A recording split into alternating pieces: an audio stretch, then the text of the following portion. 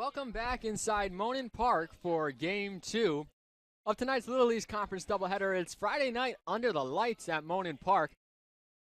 Welcome to Game 2. It's Michael Vesci back on the call with you. We might have some people come on a little bit later for this one as well, like we did earlier on in the year with the Castleton doubleheader. But right now we get ready for number 2. Rhode Island College will come to bat first here as we take a look at their lineup. Just got done eating dinner. Nice helping of lasagna before this game. Cameron Santier, Daniel Trespaz, Lucas McElroy, McElroy, Cal Perillo, Cole Pottenwarney, Joey Coro, Sean Helfrich, Isaiah Rivera, and David Ianchili. Basically, it is exactly the same lineup as game number 1, and then Ross Dexter is on the mound for UMass Boston. Dexter has a 3.95 ERA, a 3-3 record, 10 appearances, 8 games started, 43 1/3 innings, 19 runs given up, 47 strikeouts, 19 walks.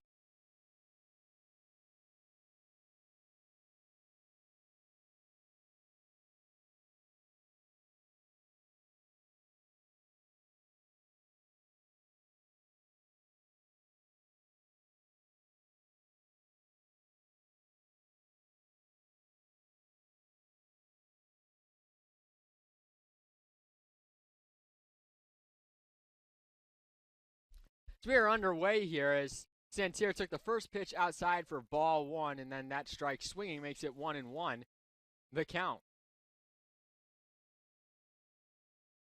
Just getting everything kind of situated with our graphics. We'll be back with you in a moment with those.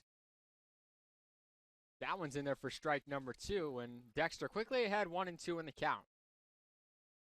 If you missed the senior ceremony, if you're a parent just tuning into game 2, we do have it for you. It's on the Little East Network website. As Santier grounds that one to Metzdorf at third. Metzdorf throws over to first. Just in time on the throw to Burris. And there's one away here in the first. So I'll send Daniel Trespaz to the plate. So like I said, if you missed that ceremony, you can go to the Little East Network and click on our Game 1 archived game, and you'll have the chance to see it from there. We did it at the end of game number 1, because that one's in there for a strike. We kept it live on the air for you. So you can go check that out. And as I mentioned in game number 1, we thought we'd probably see pretty much every senior going today. And in game 2, we do have... That one's outside for a ball. We do have Nick Palma in the lineup, which you'll see the lineup in between innings, and Chris Duco as well. So that brings it up to 9 of the 11 players, seniors who are honored so far. Thomas Kearse and Josh Eastman, the other 2 who have not made it in yet. Kearse potentially will have the opportunity to be in game 2 later on out of the bullpen. And then Josh Eastman, the other one, pitched yesterday, so unlikely we'll see him, but we'll see at least 10 of the 11 seniors probably today. That one's high for ball number 2 to Trespaz. Rhode Island College coming off of a 12-1 victory in game number 1. Sean Gamelin, a big complete game for Rhode Island College, just over 100 pitches as Trespaz strikes out swinging. Just like game number 1, the first 2 anchorman batters are retired. 2 away for Lucas McElroy. Dexter working efficiently early on in this one. That one is fouled off by McElroy. As we mentioned also in game number 1, we're keeping a bit of an eye on some of the scores going on around the Little East Conference. All the other baseball games have finished up for the night. We are the last one on air for you. Some Little East Conference men's lacrosse going on right now, as well as they round out the regular season. And as I mentioned in game number 1, Beacon's locked in at the 3 seed with a chance to move up, with goal differential being a factor. depending on how the outcome of one of the other games goes tonight, which we're keeping an eye on for you. The other baseball game going on right now, Castleton currently leads 5-2 with 2 outs in the bottom of the ninth. So that one looks to be potentially wrapping up shortly, as that one's fouled off by McElroy. Wolves threatening to try and tie the game up with 2 on and 2 out in that one and get themselves a doubleheader split, as Castleton took the earlier game. UMass, Dartmouth, and Plymouth State also split their doubleheader earlier this afternoon. As Dexter throws that one low, the count moves to 2-2. Just as I said that as well, WestCon has made it a 5-3 ball game with runners on the corners and 2 outs in the bottom of the ninth. Again, every game counting and mattering a great deal if it comes down to Little East Conference plays. That one skied out into right field, going over to try and get his Gavea. It's out of play. Because playoffs are up for grabs. Playoff seeding is up for grabs. And in the Beacons case, you need this split now, because you fell from the 3 seed with that loss in game number 1 behind Southern Maine with a record of 8-5. Southern Maine 9-4 in the conference. So even with a tie tonight, that one's grounded to third. Metzdorf throws over to first. Side retired 1-2-3. We'll keep it here, though, as we get ready for the bottom of the first. Look at the lineup. But as I was saying, Southern Maine, is 9-4 after today. The Beacons now 8-4. So a win here, they're behind them just because of the tiebreaker, as I mentioned previously. So we have a replay real quick as well, courtesy of Ali Albano. You see, that was the final out of the inning. McElroy over to first for the put out. Side retired 1-2-3. But let's take a look at your UMass Boston Beacons lineup in game number 2. It's a little bit different from game number 1. See it there on your screen. Breon Parker, Justin Gavea, Drew Metzdorf, Aiden Blake, Boston Bros, Craig Corliss, Johnny Zerilli Jr., the same 7 you had in game number 1. And then Nick Palma is going to be the designated hitter. Chris Duco is in left field. We apologize for those being backwards on your screen, but Palma, designated hitter, left fielder, Chris Duco. And then on the mound for Rhode Island College is going to be Terry Murray. Murray has made 9 appearances, 5 starts, a record of 6-1, a 2.20 ERA, 49 innings, 69 strikeouts, just 9 walks. So similar to Sean Gamelin, a pretty impressive ratio heading into tonight's game. Beacons, again, like I mentioned just a minute ago, need this win to keep pace with Southern Maine and hope they get some help down the stretch. Beacons went from controlling their own destiny to now having to play catch-up in terms of seeding. Now, obviously, playing EastCon next week is a big boost. If they take that game against Dartmouth and win out still, they could get in the top 3 seeds, but they do need a little bit of help now from Southern Maine due to that loss earlier on this evening to Rhode Island College. And as I'm talking about other LEC games, Castleton has just gone final with WestCon, 5-3 the final score, so Castleton earning the doubleheader sweep. That rounds out the rest of Little East Conference baseball play this evening. And with the men's lacrosse going on as well, as I mentioned, right now Keene State leading that game over Plymouth State 5-3. If Plymouth State were to win that game, a 3-way tie would ensue, and it would come down to goal differential in terms of who gets the 2 through 4 seed. But as of right now, should that score hold, the Beacons are looking at the 3 seed in a date with Eastern Connecticut State University on Tuesday at noon. And as we get ready to kick off the bottom of the first inning with Breon Parker coming to the dish, the leadoff hitter once again in game number 2.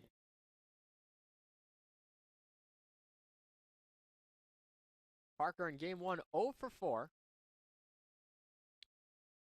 That one's down the middle for a strike, but as was the case for most of the lineup, Beacons, again, only manufacturing 5 hits. The 2 through 5 hitters did all each record a hit, and then Zerilli Jr. at the home run. That one's cut on a miss, but only 2 runners got into scoring position throughout that entire affair. Only 1 got into scoring position with, only 1 runner got on base with less than 2 outs for the Beacons over the course of the 9 innings. Sean Gamelin was just dealing 107 pitches. He gave up that 1 run on 5 hits, 6 strikeouts, and a balk. Not a walk, a balk. moved to 7-1 on the year as Parker goes down looking on 3 straight pitches, and that's 1 away here in the first. Terry Murray was pretty impressive last year as well. He was their number 2 last year. He's their number 2 again this year. He was behind Andrew Sears, who, like I mentioned in game number 1, moved up to the Division 1 level as that one's in their first strike. 0-1 the count. Murray, his best game coming against Castleton when he had an 8-inning performance, no runs given up, 5 hits, 11 strikeouts. 2 of those hits were extra base hits. It was a 10-0 ball game as that one's chopped by Gavea. Throwing over as McElroy gets Gavea at first, 2 away for Drew Metzdorf. But last year, Murray, as I mentioned, the number 2, actually pitched against UMass Boston in that 11-6 loss that kicked them out of the tournament. He only went a third of an inning, gave up 4 runs on 3 hits with a walk. He was 0-2 last year against the Beacons. Gave up 4 runs as well on the 30th against UMass Boston at home, 5 2/3 innings, as that one's in their first strike. But didn't suffer the loss, and that one was pulled before Rhode Island College had tied it up, and a late rally ended up getting the Beacons the win, and Josh Eastman his 6th save of the year in that one. Brendan Ferrari earned the win in that one to move to 3-0 at the time. Beacons improved to 10-3 in conference play after that win. But this year, Murray has been dominant in the 2-hole for this pitching staff, and he's showing why already early on. Again, I mentioned the Beacon bats have been struggling over the past week and a half or so, which can also aid in his performance, but UMass Boston needs to figure out the offense as soon as possible with the tournament just around the corner after next week, as that one is sliced into right field, a base hit for Drew Metzdorf. His second hit of the afternoon. He had a hit in game number 1 in the first inning. That would be his only hit. And in fact, it was in the same exact scenario with 2 outs in the first inning. He recorded a single off of Sean Gamelin before Gamelin went to work against the rest of the Beacon lineup. And now cleanup hitter Aiden Blake comes to the plate with 5 home runs, 36 RBIs. Most of those numbers pretty similar from game 1 to now. Obviously, averages dropped slightly due to that as the runner's going to go for second. Metzdorf in there safely with the stolen base. That's Drew's 23rd on the year out of 26 now. So, not quite Cameron Santier numbers, as Santier is still 43 on the year. 46. And Craig Corliss threw him out in game 1, so he's 46-49. Drew Metzdorf has been thrown out 3 times as well, so both guys caught stealing just 3 times. Metzdorf just a little bit off the pace of Santier's right now at 23. He's got half of what the leadoff hitter for Rhode Island College has. As Murray on the mound with Ian Chili, having a brief conversation about what they want to see here. As you see now, home plate umpire Matt Ball getting to call balls and strikes behind the plate in game number 2. Game number 1, it was Brian Berry calling balls and strikes.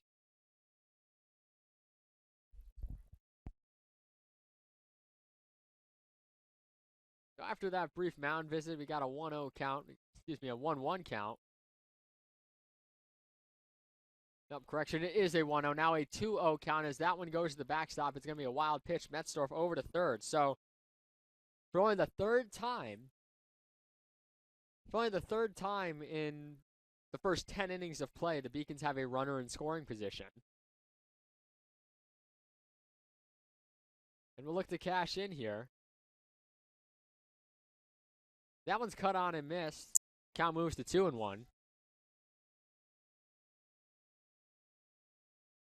Murray looking to work out of trouble here. Metzdorf got on with the single, the stolen base, and then a wild pitch has moved him over to third during this at-bat. Beacons held Rhode Island College scoreless in the top of the first. That one's cut on and missed, and the count now moves even to 2-2. So after falling behind 2-0, Murray gets back in the count and pulls even.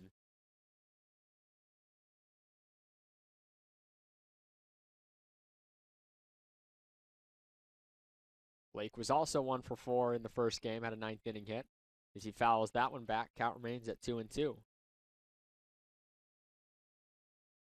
In Terry Murray's last start, he went 8 2/3 innings, allowed 11 hits, 5 runs, 4 earned, 6 strikeouts, 2 walks. That one's cut on and missed. Blake goes down swinging. We head to the second inning. No score here at Monin Park in game number 2 of this doubleheader. This is Beacon Broadcast Network, brought to you by LittleEast.tv. Years from now. So I think it's becoming like the place that people want to go. What UMass Boston is able to offer to its young people, it certainly stands out to that mission that was set right out in the beginning. It's something UMass Boston should be and can be very proud about.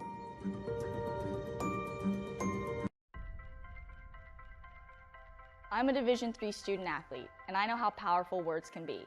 The term gay doesn't mean stupid, lame, or less than. So I pledge to speak up if I hear the term gay used in a derogatory way or any other homophobic terms. If you can play in Division III. I'm a Division III student athlete, and my teammates unconditionally accepted me as part of their family. So now I pledge to do the same for others. If you can play in Division III.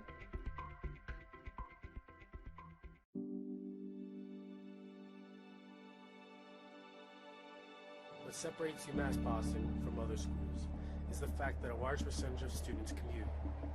For me, it takes 2 hours each day to go to and from school, but every second has been worth it because the students that come here are serious about learning, they value their education, and understand where it'll take them in the future. This is what UMass Boston means to me.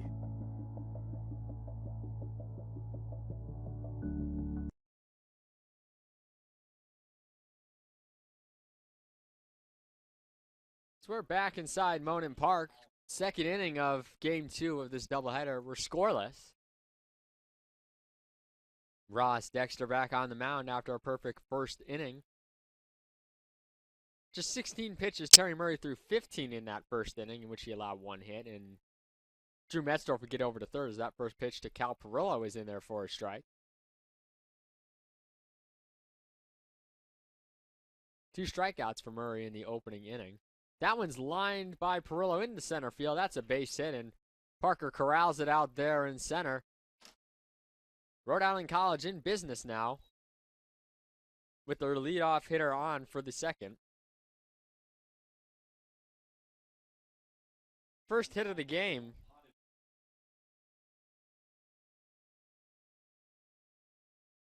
For Perillo, he went 1 for 4 in game number 1 with 2 walks. Only one batter for Rhode Island College got to 6 at-bats in game number 1, despite them going through the lineup. Getting through 6 rotations, essentially, once they got to Pottenwarney, who was the last batter to hit a 6th time. But walks across the board. The Beacon pitchers allowing 7 walks to just 3 strikeouts, whereas Sean Gamlin on the other end, 6 strikeouts, no walks, and just 5 hits. But Beacon pitching looking to flip the script here in game number 2. Dexter working from the stretch now with the runner on first. 0-1 count. That one's in there for a strike. Count moves to 0-2 to Pottenwarney, who I was just talking about. He went 3 for 5 in game number 1 with 2 RBIs. The most interesting part about that game 1 box score 2 for Rhode Island College was out of those 16 hits, they only had 2 extra base hits. That one's flied in the center field. Parker looks to be settling under it, and he makes the grab for out number 1 of the second inning. 2 extra base hits, 1 in the 9th and 1 the second or third for Rhode Island College were the only extra base hits. So that's 14 singles, 2 extra base hits. And every ball that Rhode Island College was hitting was hit hard. There's no easy ones given to the Rhode Island College hitters. They were making the Beacon fielders work As Coro lines that one through the shortstop hole, and it's in to left field for a base hit picked up by Chris Duco. Perillo up to second, Coro on first. Rhode Island College now has 2 on with 1 out. Coro in game 1 was 2 for 4 with 3 RBIs and scored twice and had a walk as well, struck out once. Rhode Island College left 11 runners on base in game number 1. The Beacons just 4. As Sean Helfrich comes to the plate. Same exact lineup as game 1 for Rhode Island College. If it ain't broke, don't fix it. Looks to be the motto for Frank Holbrook and his squad, who are now 11-1 in conference play after that game 1 victory. They lead the conference right now in terms of the standings. They also own the tiebreaker over Eastern Connecticut, which is big. That strike in there, count moves to 1-1. So if you look at it right now, if Rhode Island College on their side of things win this one and move to 12-1 on the year, they hold the 2-game lead over Eastern Connecticut with just 3 games left, meaning they would just need 1 win to be in line to host the conference tournament, because they do own the tiebreaker over Eastern Connecticut after sweeping them earlier this week on Tuesday.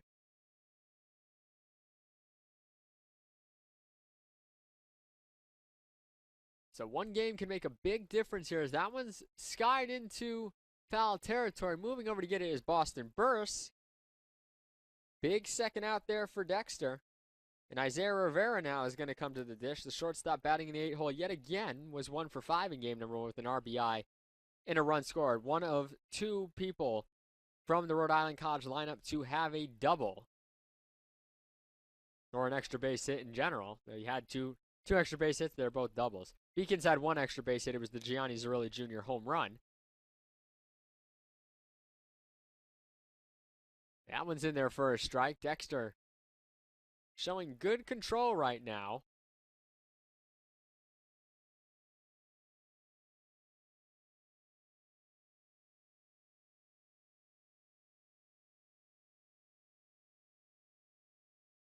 Oh, 1 count there is lined into right field. It's a base hit. Gavea picking it up. He's throwing home. Burris on the cut. Corliss nearly had Perillo at home, but it's an RBI single for Isaiah Rivera. And just like that, the Anchormen strike first for the 2nd straight game. They have runners on the corners now with 2 outs against Ross Dexter.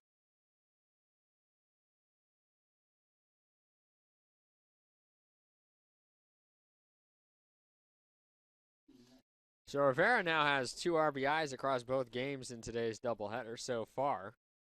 Again, early stages of this one, as looks like we have a replay of it.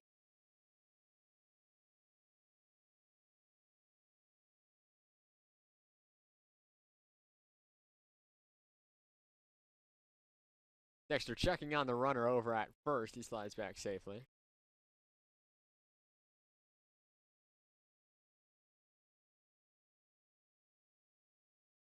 David Ianchili is at the dish. Dexter trying to use that pickoff move, which has been actually quite successful this year. I believe on either 3 or 4 occasions he has picked off the runner at first, just doing that. That's in there for a ball. Dexter leading the team with 7 pickoffs this year. Nick Assad and Ethan Herrera each with 1. Dexter probably honestly leading the entire Little East with 7. It's almost unheard of to see that many in a single season for a pitcher. That one's in there for a strike. Count moves to 1-1 to the 9-hitter, Ianchili.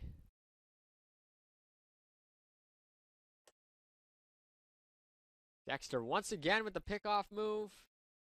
Can't get him. This is a situation where you'd love to try and get that pickoff play, end this inning at 1-0. Take the bat out of the hitter's hands. And that one's in there for strike number 2. Dexter showing good control on his pitches.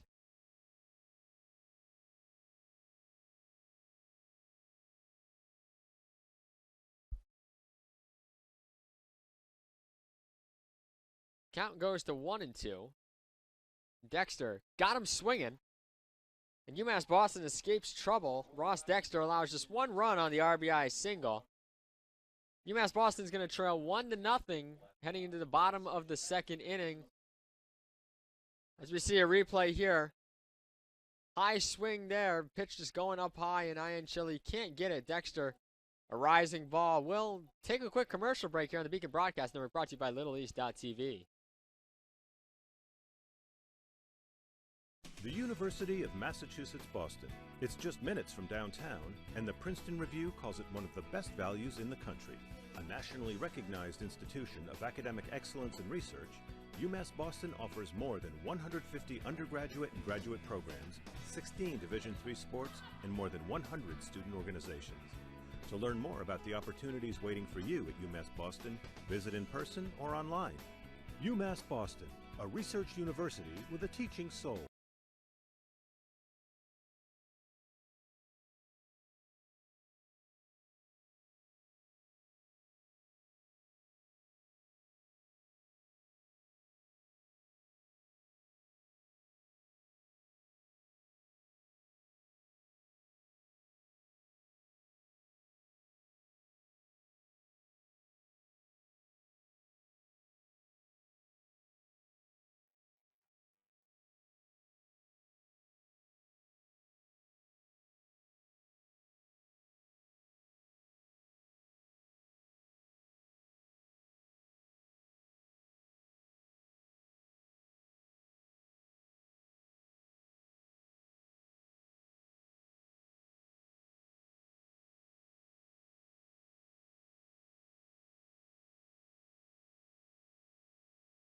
Back here on the Beacon Broadcast Network, brought to you by LittleEast.tv. UMass Boston trailing 1-0 after an RBI single in the top of the inning by Isaiah Rivera, his second RBI of the doubleheader.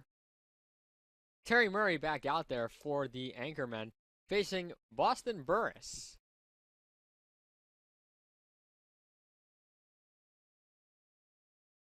Burris was 0 for 3 in game number 1, fouled that one back to the screen. Frank Holbrook, the head coach for the Anchormen, picking it up and throwing it towards the UMass Boston dugout.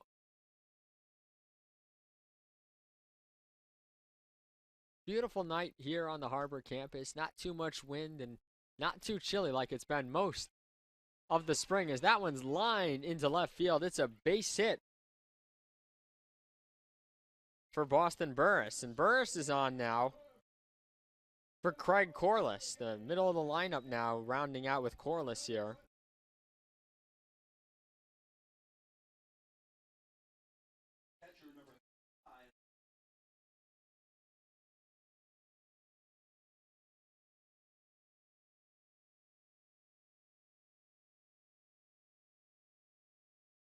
Takes strike number 1 in there. Corliss was 1 for 4 on the day. So him and Burris, the other two switches in the lineup.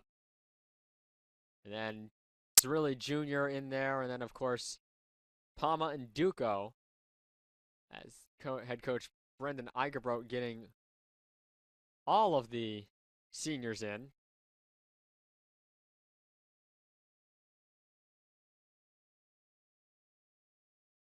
Murray getting ready to deliver the 1-0.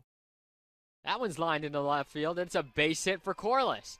Rounding second and going for third is Burris. It goes all the way to the wall. Corliss is going to be in with a double. Burris is going to be in to score, and the Beacons have tied the game at 1-1 here in the second inning. Craig Corliss with a big hit to the gap in left field ties the game up with one swing of the bat after Boston Burris' leadoff single. And the Beacons strike back right away as we have a replay. Craig Corliss, look at that one, right into the gap. Rolls all the way to the wall as Coro couldn't get over to it in time. Hits the relay there, and Rivera, runner and Burris already across home.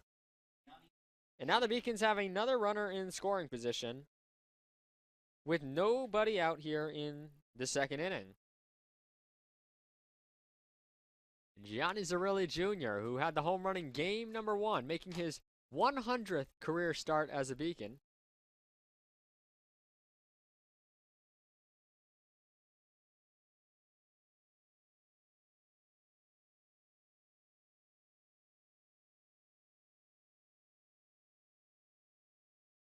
That one's in there for a strike. Count moves to 1-1.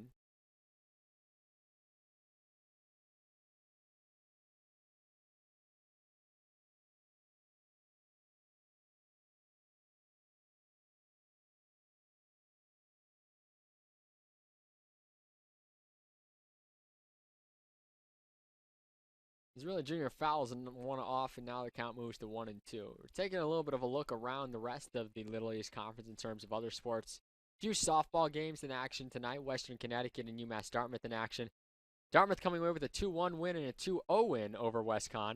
Eastern Connecticut beating Plymouth State in both of their games, a doubleheader, 13-3 and 7-0 down in Willimantic. As that one's high for a ball. So with that, Eastern Connecticut has clinched the 1 seed for softball. UMass Dartmouth at 10-4. Still has a chance to get the 2 seed, but Southern Maine is right on their tail. With those 2 losses, Plymouth State now drops to 4-10. So they're behind UMass Boston in the standings for the 6th spot right now. So that doubleheader sweep, very big in terms of UMass Boston's playoff chances.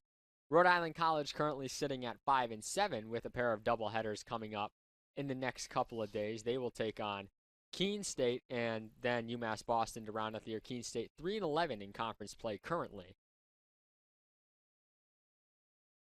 As a really junior fouled that one off. The count remains 2-2. Craig Corliss on second with nobody out here. And as a really junior swings and misses at that one. He's retired and will send Nick Palma to the plate. Western Connecticut also at 4-10. So Plymouth State and WestCon both at 4-10. UMass Boston at 5-9. Rhode Island College at 5-7. Castleton at 7-5. Nobody can catch them in that 4 spot in terms of the 5 through 9 teams. But as it stands right now, as that one is lined into left field by Nick Palma, Corliss is going to have to hold up at third. We got runners on the corners now, with 1 out here in the 2nd for Chris Duco, the senior, making his first appearance of the afternoon.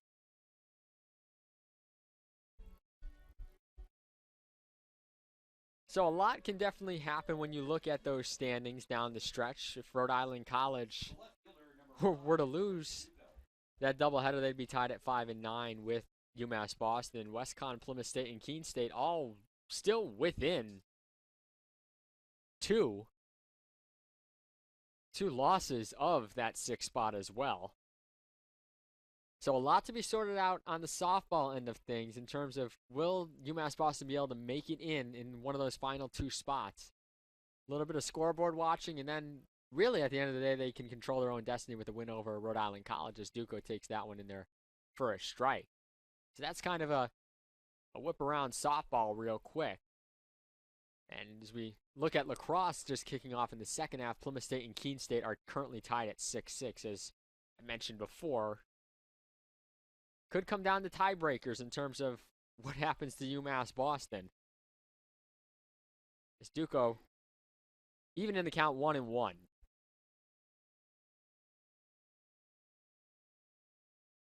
course, we'll have official confirmation of that later on this evening as the field gets set. It's fouled off, and Duco trails in the count 1-2.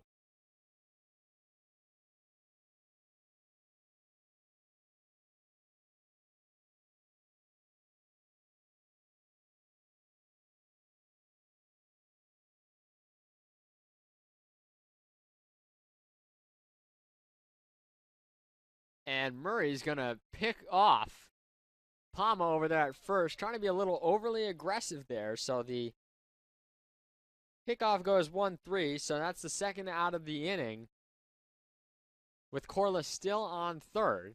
That's a big 2nd out there, too. You just had runners on the corners with 1 out, with your 9-hitter up and the top of the lineup due up.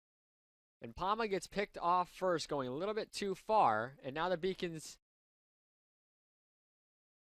just have that runner on third and now are on the brink of letting Murray escape this inning. You know, especially against a team like Rhode Island College, you have to make the most of your opportunities. And right there, it'll loom large as that ball is going to be caught in center field by Santier. what would have potentially been the second out and a run score ends up being the final out of the inning as the pickoff from Palma and then the fly out from Duco ends the frame, but the Beacons do tie it up at 1 apiece after the big double by Craig Corliss. We head to the third inning. We're tied up at 1 here at Monin Park, here on the Beacon Broadcast Network, brought to you by LittleEast.tv.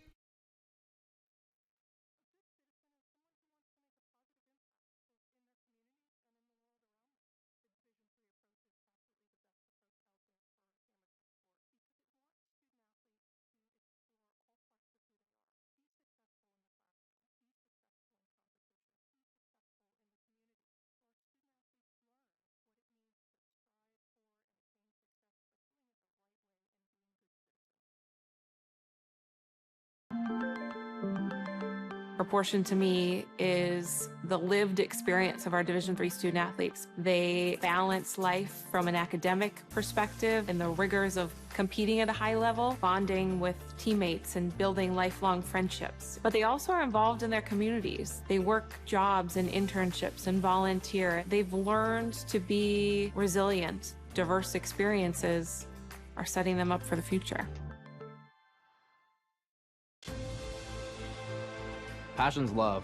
Passion is love for what you do. Because I think when you face challenges, it comes down to how much you want it and how much you love it. Passion is what keeps you going forward. Seeing so many people that were like-minded and so hardworking in their sport and academics, being surrounded by like-minded people makes you want to be more passionate. I think it pushes you. Back here for the top of the third inning, UMass Boston, Rhode Island College in game 2 of this doubleheader. Both teams scraping across a run in the second. Beacons had a big opportunity. Had runners on the corners with 1 out. Terry Murray picking off Nick Palma, who got a little antsy over there at first, and then Chris Duco flew out to center with Craig Corliss on third and 2 outs to end the bottom of the second. But here we are now in the top of the third. Ross Dexter, who escaped trouble last inning with first and third and 2 outs, coming back out to face the top of the order in Cameron Santier, who, as I've mentioned numerous times, not the guy you want to allow to get on the base paths. Craig Corliss threw him out once already today, but he does have 46 stolen bases on the season. And with no one else on the base paths, you know he will be a threat to steal if he does, in fact, get on.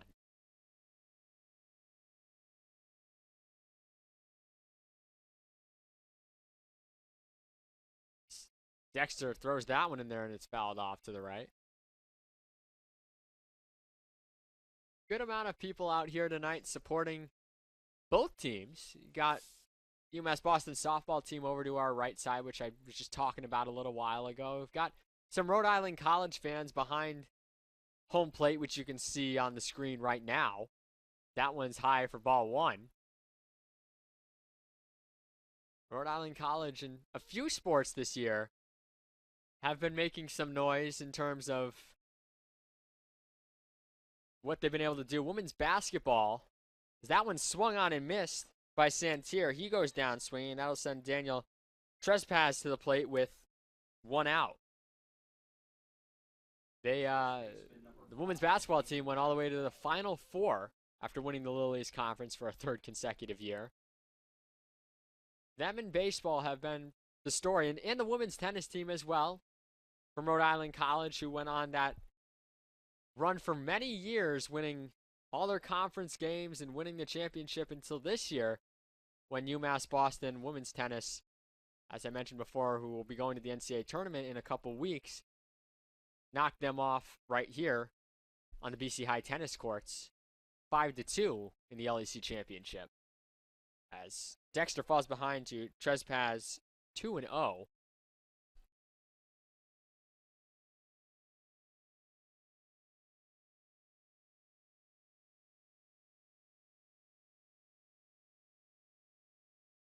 That one's fouled away. Count moves to 2-1. Beautiful night at the ballpark, too. You got the city skyline to our left, lit up all the buildings. A clear sky for the most part for part of the day, and then the clouds started to roll in towards the middle and late innings of game number 1, as that one is swung on and missed for strike number 2. Clouds rolling in as we are expecting rain this weekend. That's why We've got a Friday night edition of Beacons baseball instead of a Saturday afternoon doubleheader. The only thing going on tomorrow in Beaconville will be the Little East Conference track, outdoor track championships at UMass Dartmouth.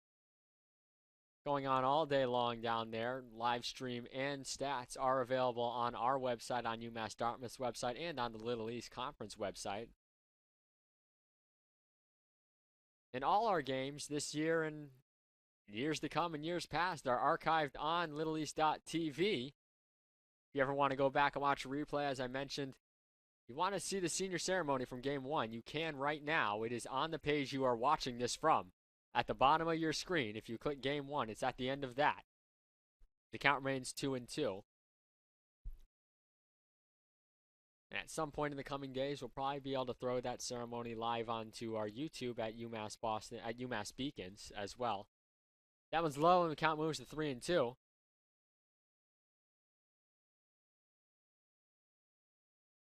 Trespass in a 3-2 count here against Dexter. Looking to see if he can start something for Rhode Island College. He swings and misses. Dexter gets him swinging for the second strikeout of the inning. Fourth of the game. They've all been swinging, and down goes Trespass for the second out and sends Lucas McElroy to the plate. McElroy went down 5-3 in his first at bat. He was 1 for 2 in his Game 1 performance, as that one's in there for a strike.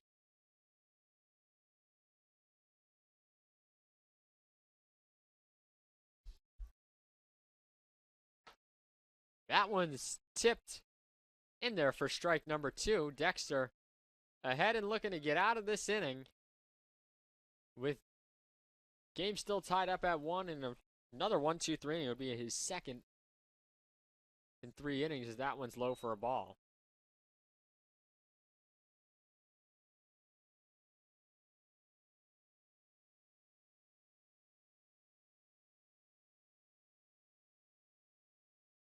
One, two is outside. 2-2, the count moves.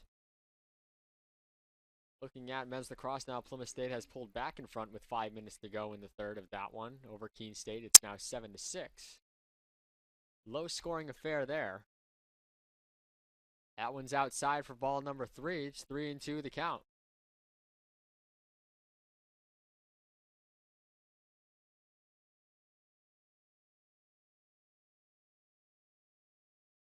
Dexter looking in for the signs from Corliss. He fires. He got him looking. Corliss throws down to first. He's got him. Ross Dexter dealing on the mound. Strikes out the side. He's got 5 now on the evening. We're tied at 1 heading into the bottom of the third. UMass Boston coming to bat. They'll send the top of the order to the plate in Breon Parker, Justin Gavay, and Drew Metzdorf when we come back from this break on the Beacon Broadcast Network, brought to you by LittleEast.tv. To a different level that maybe you didn't think you had. And you can do the best of both worlds and love all of it. Proportion to me is the lived experience of our Division III student athletes. They balance life from an academic perspective and the rigors of competing at a high level, bonding with teammates and building lifelong friendships. But they also are involved in their communities. They work jobs and internships and volunteer. They've learned to be resilient. Diverse experiences are setting them up for the future. Passion's love. The 5-campus UMass system is the university that educates the workforce of Massachusetts.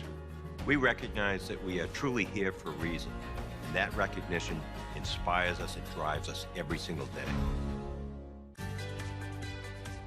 Responsibility is being accountable for your words and actions, first and foremost. It also is an obligation to be a positive influence in the communities around you. Being in a D3 program, you're going to have lots of different opportunities. You're not just an athlete, you're also involved in student life. Your academics are extremely important. We give a lot of our student athletes responsibilities right from the start by giving them leadership opportunities, by having them engage in the community. Back inside Monin Park, flashing lights. Coming back into that commercial break. Thank you, Elena Albano, for that Tremendous introduction back into the bottom of the third inning. In a 1-1 ball game as Breon Parker comes to the plate. And he skies that one into center field. Santier coming in to try and grab it. He will. 1 pitch, 1 out for Terry Murray here in the third inning. And as we are looking again, as I mentioned in the last half inning, at the men's lacrosse scores, we were just looking at the goal differential in between breaks. UMass Boston, by a long shot, leads the goal differential margin by over 100 goals over Plymouth State and Keene State, as Justin Gavea comes to the plate here. So if Plymouth State holds on, unless Plymouth State won by 80, 90 goals, which is probably not going to happen, UMass Boston would in fact move up to the 2 seed and then get the bye and not have to play on Tuesday afternoon. However, there's still plenty of lacrosse to be played in that one, but we will keep you updated because that will definitely be going final before the end of tonight's ball game, as Gavea quickly down 0-2 in the count. Mentioned numerous times, playoffs just around the corner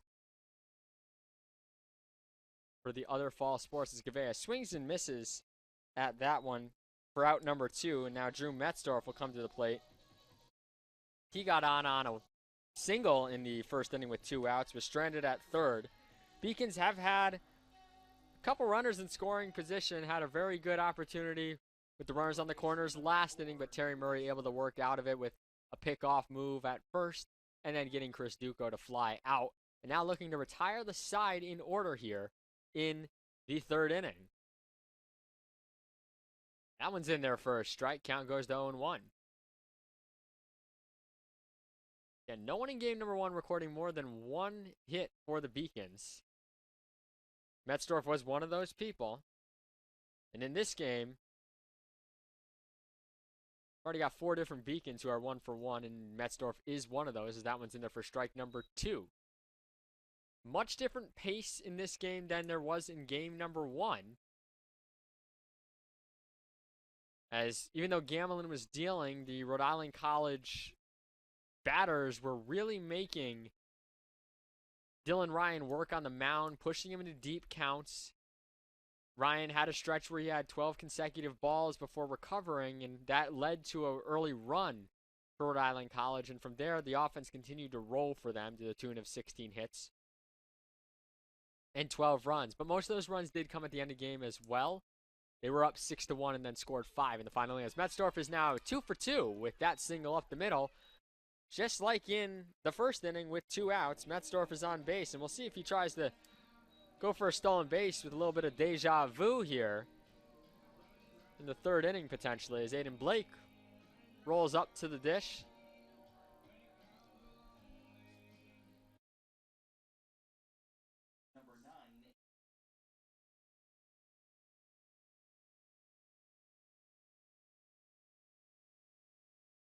Murray, just 1 run given up on 5 hits, 4 strikeouts, no walks. Blake chops that one over to Perillo. Going to be a tough play. Rivera in the hole, makes the throw. Safe. Wow, that was bang, bang over there by Blake.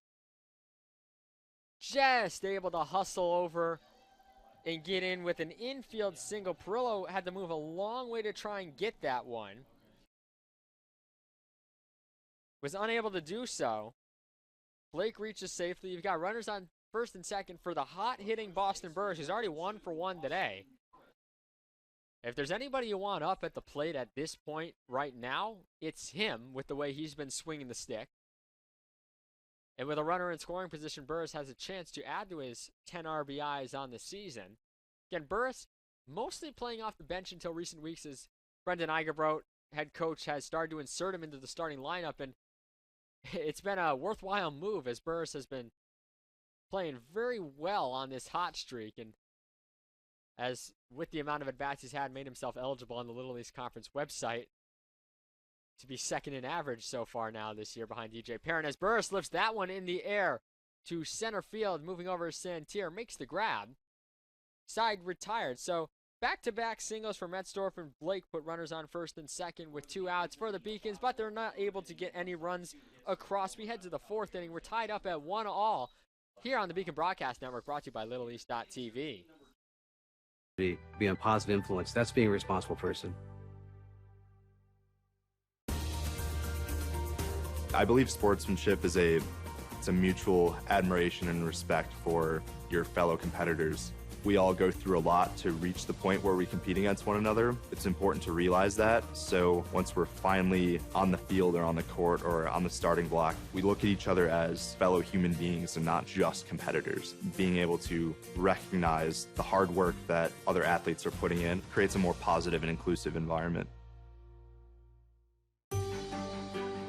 Comprehensive learning is being able to adapt to experiences and apply the things that I learned. Being an athlete and juggling academics helped me grow as a person, and things that I've learned, I was able to apply it in another field, putting them into everyday life. Developing comprehensive learning helped me prioritize certain things to make sure I get to where I want to be.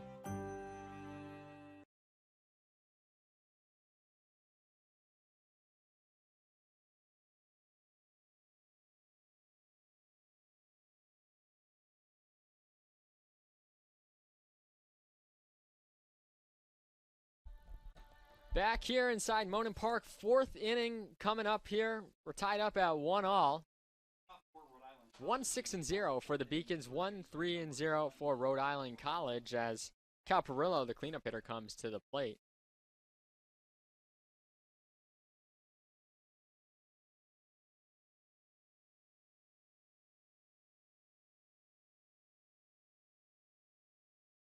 Ross Dexter on the mound for his 4th inning of work after working a perfect 1-2-3 inning. Last thing is Metzdorf. That one's grounded over to him. He makes the long throw. Burris tries to snag it. He's out. I thought that was the ball that had popped off. It was just Burris's sunglasses that came off. So a nice throw deep in the hole for from Metzdorf to Burris. Gets Perillo at first for the first out of the inning and sends Cole Pottenwarney to the plate, who's 0 for 1 on the day with a flyout.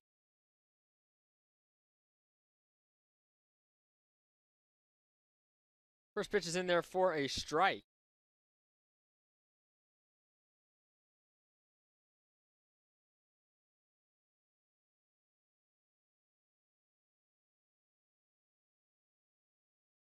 That pitch is in there for a strike. Dexter working efficiently on the mound these past 2 innings. He's struck out 4 consecutive batters before that ground out and just misses a 5th strikeout in 6 batters right there. As we're looking at a replay there from Metzdorf's throw, a nice scoop by Burris at first. Loses the sunglasses. I thought it was the ball that had bobbled up as that goes to the netting. Just past 8:20 here at Monin Park. We started around 7:30. So we're just under an hour in here in the 4th inning. If you're just joining us, it's Michael Vesci on the call with Game 2 of today's Senior Day doubleheader between UMass Boston and Rhode Island College. Rhode Island College took Game 1 12-1. Right now we're in a bit of a stalemate at 1-1 all. That one swung on and missed. It's going to be a wild pitch, though. So getting down to first is Pottenwarney. So credit Dexter with his 5th strikeout in as many batters, but Pottenwarney's going to reach first on the wild pitch. And there's still only 1 out in the inning.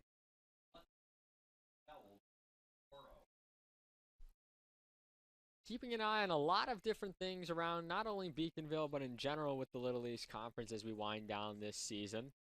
The regular season, as teams get underway with everything. And this is a big doubleheader tonight, and the Beacons, after losing Game 1, really need that split for the sake of seeding next week with just a little bit of time left to go to improve their record. But the way Rhode Island College has been on a tear this season, you've got to get the split here at the very least, because there's no guarantee Rhode Island College will lose again this regular season. They had an impressive regular season last year as well, and sputtered out when it came to playoff time. Last year going 13-3 in the conference before winning their first game, which was against UMass Dartmouth, 8-6. Then they dropped their second game to UMass Boston, 11-6, and then the very next day were out losing 5-1 to UMass Dartmouth, who went on to the LEC championship game before falling to Eastern Connecticut State. That one's chopped foul.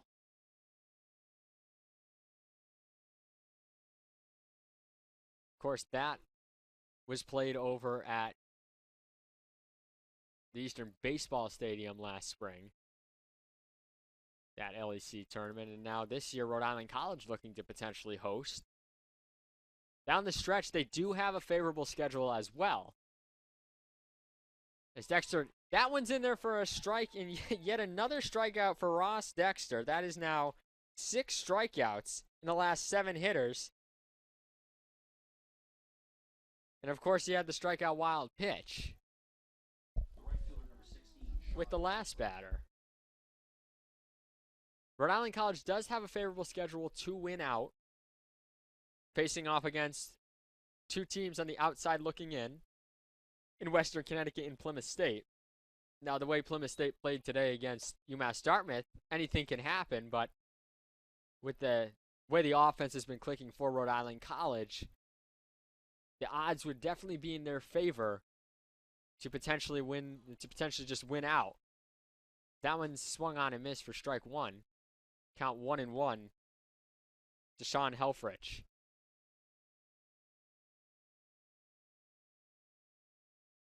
The Beacons looking to slow that momentum for Rhode Island College. That one's low for ball 2.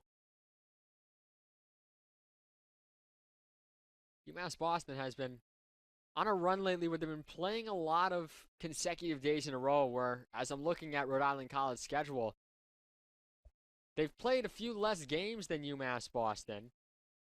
Or pardon me, they're up to 35 actually.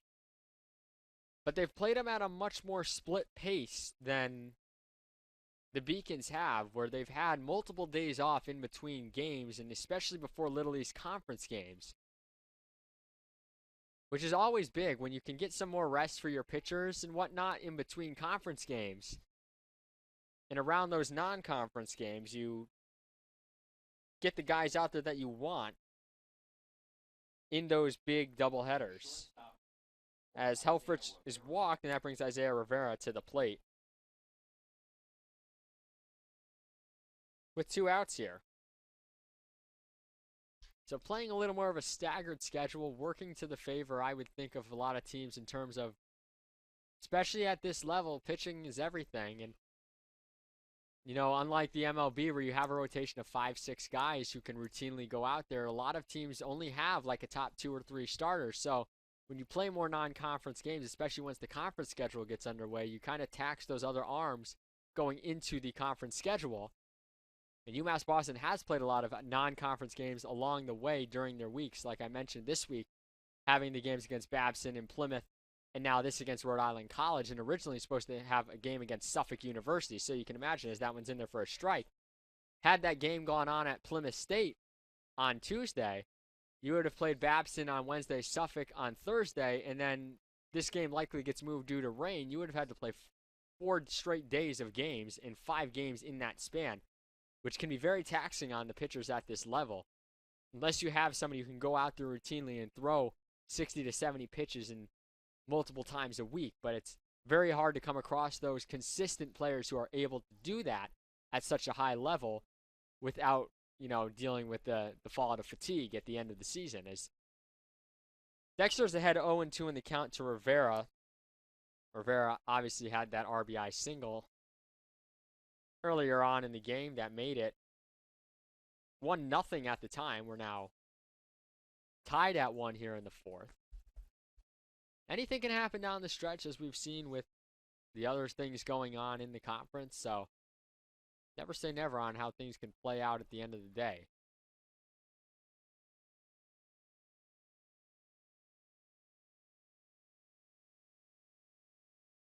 And on a late appeal, which even we missed up here, they're saying that Rivera went around. So put that down as yet another strikeout for Ross Dexter, who now has 3 more in that inning. Technically getting 4 outs after the strikeout wild pitch. And Ross Dexter has been dealing through 4 innings as he now through those 4 innings, has 8 strikeouts on 72 pitches, so the pitch count getting up there a little bit. As we head to the bottom of the 4th, we'll keep it here as the player's already out there. Terry Murray getting ready to do his warm-up pitches. And we look as time is winding down in the 4th at men's lacrosse for Plymouth State. It is 8-7 with 9:09 remaining. So, again, we've been watching this all night because there is the possibility that UMass Boston men's lacrosse can move up to the 2 seed and end up getting a bye through the quarterfinals and hosting a home game in the semifinals on Thursday afternoon, which would be against the team at a time to be determined, obviously, as we still wait for this to end.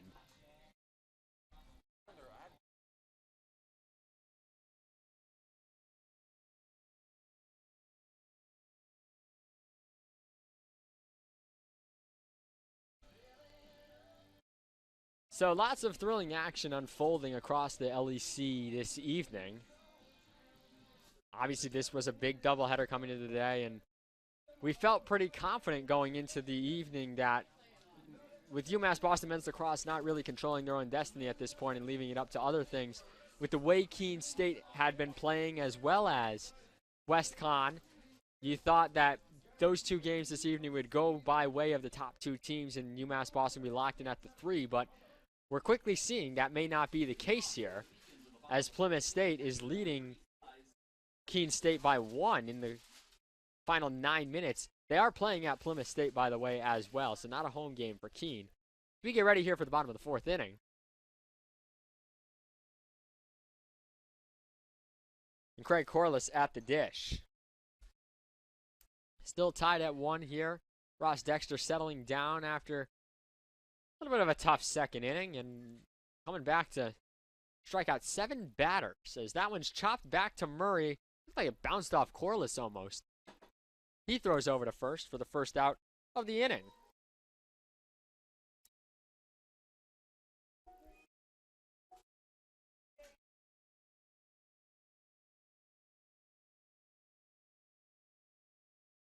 Johnny Zerilli Jr. coming to the dish now. He's 0 for 1 on the day.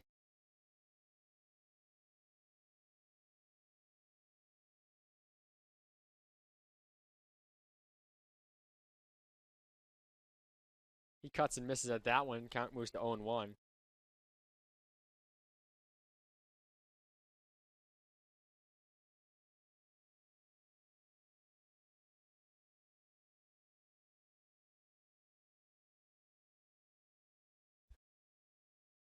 Pitch is in there for strike 2. Count moves to 0-2.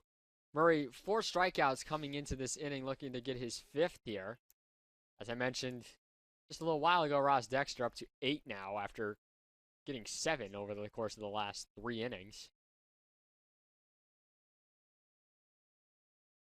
That one's fouled back to the screen.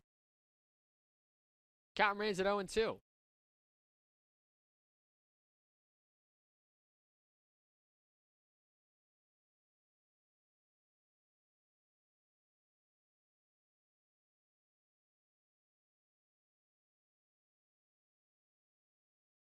Where he sets and fires. Zerilli Jr. saws that one off. Perillo ranging over, throws over to first, and there's 2 away.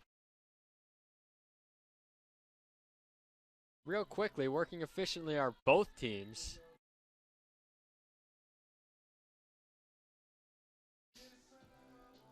There's 48 pitches for Murray, 6 hits given up. Give the Beacons credit in terms of aggressiveness. They have been very aggressive with the bats today, and they're getting good swings. Very hard to catch up to some of Sean Gamelin's pitches, but they're taking some very good hacks here across both games of the doubleheader. They just have not broken through with that big inning quite yet, or with getting runners on base in general. But the swings are looking good, and that's one of those ones right there. Nick Palma laces one. He's now 2 for 2 with 2 hits to left field. And that 2-out hit here brings Chris Duco to the plate. He's 0 for 1 on the day. He flew out to end the 2nd, stranding Craig Corliss at 3rd.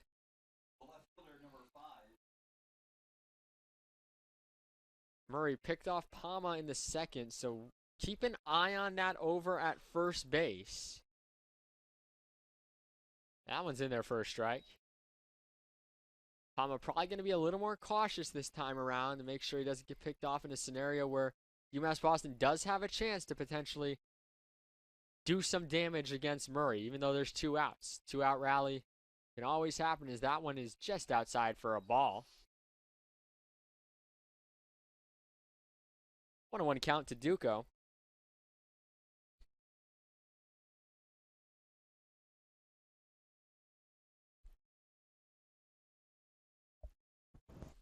Murray fires in, outside, count moves to 2-1. Duco getting the start in game 2 after sitting out game 1. Coach Eikerbrook getting the seniors some action today. I have to think that the way Dexter's pitching, he'll probably go 6, maybe 7, depending on his pitch count and what transpires over the next couple of innings. But he's looked dominant so far. And then I got to think in a close game like this, they probably go to the other senior that I mentioned, Thomas Kearse, for an inning or 2. And then probably Sam Gray to close if you're in front. So if you can get 6 innings out of Dexter and get Kearse out there for 2, and then Gray out there for the final one, or even Kearse out there for 1 and Gray out there for 2, or maybe a mix of Kearse and Herrera, something of that sorts down the stretch for the Beacons is how I would think Coach Eikerbrook would like to line it up, as long as his team can get in front or keep it even. They fall behind, obviously the strategy changes in terms of who you bring in to pitch and how big that margin of a deficit is up to that point.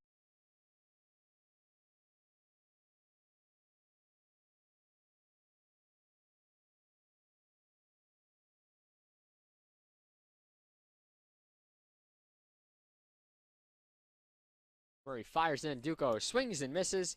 Side retired.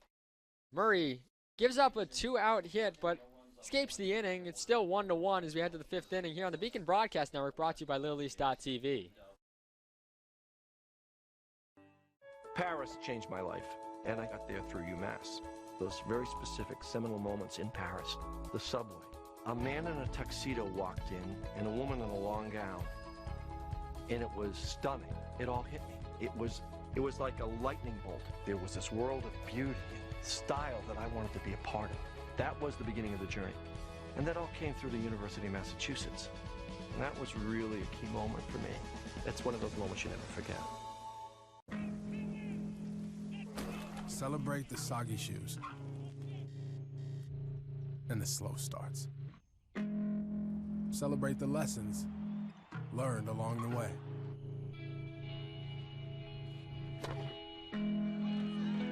These are the wins. Not the shiny, nail-biting kind. These are the last a lifetime kind.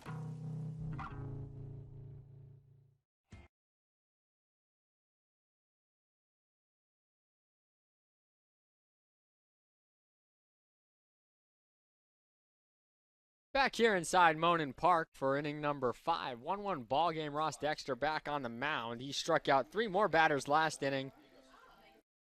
Struck out all 3 batters in the 3rd inning.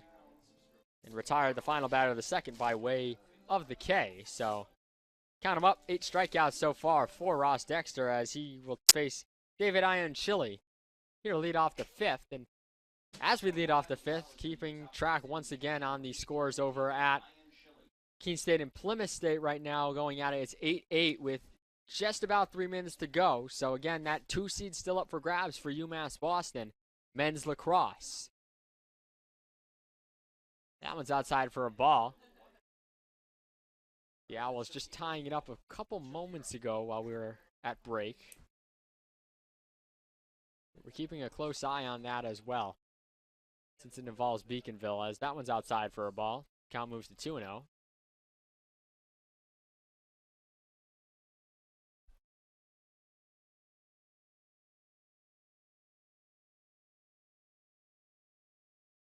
Ionchili spoils that one off towards the garage. Count moves to 1-2. Excuse me, 2-1.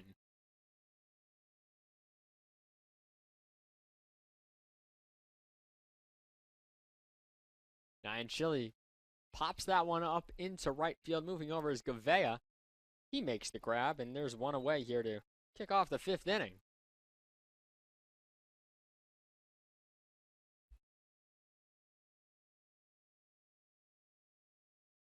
I'll send the top of the order up to the plate and Cameron Santier, who's 0 for 2 on the day. Santier, game number 1 was 2 for 5 with 2 RBIs. 0 for so far here. He's also been caught stealing once over the course of the doubleheaders. That one's in there for a strike.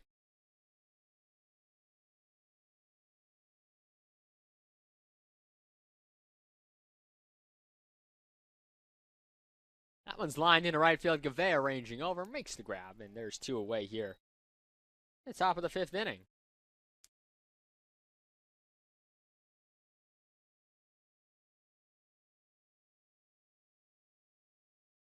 Send Daniel Trespaz to the plate. He is 0 for 2 with 2 strikeouts, both swinging against Ross Dexter. He got the strikeout party started in the first. Dexter since then 7 more. That one's outside for a ball. 1-0 the count.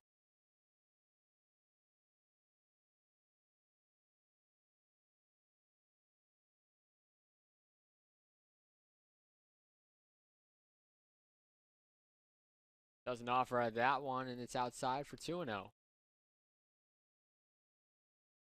There's 3 hits so far today for Rhode Island College after a 16-hit performance in game number 1. This count moves to 2-1.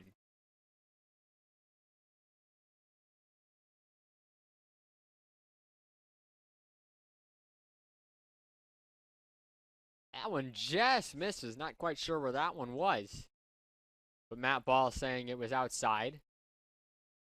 Count moves to 3-1. Dexter behind in the count for one of the few times he's been so far in this one. And that's in there for a strike. Count moves to 3-2. Dexter looking to get his 9th strikeout. Excuse me. Yep, 9th strikeout of the evening. That one's chopped foul. We remain full with the count. 2 outs here in the top of the 5th. We're still tied up at 1. Not much doing for either team. You had UMass Boston with that threat in the 2nd inning, but since then, relatively quiet. You had the 2 runners on with 2 outs in the 3rd inning for UMass Boston as well, but nothing doing there as Dexter gets them looking. It's yet another strikeout for the wheelin' dealin' Dexter. As we're through 4.5 innings of play, UMass Boston tied up at 1 with the Anchormen. Here on the Beacon Broadcast Network, brought to you by LittleEast.tv. Something I discovered in myself is that if I have a goal, then I can accomplish it. It's a well-rounded experience. At a Division III school, you primarily a student athlete, so the school is really shaped around you developing yourself as a complete individual. It helps a lot that you have a family with your team that can guide you.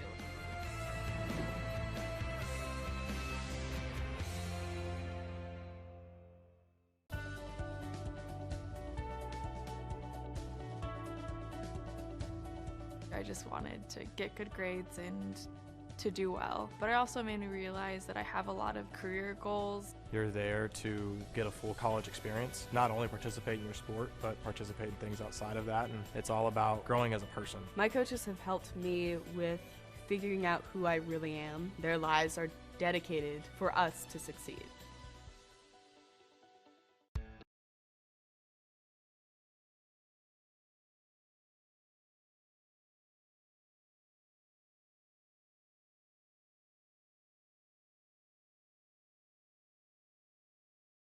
Back inside Monon Park for the bottom of the 5th inning as we get ready to get underway here with it.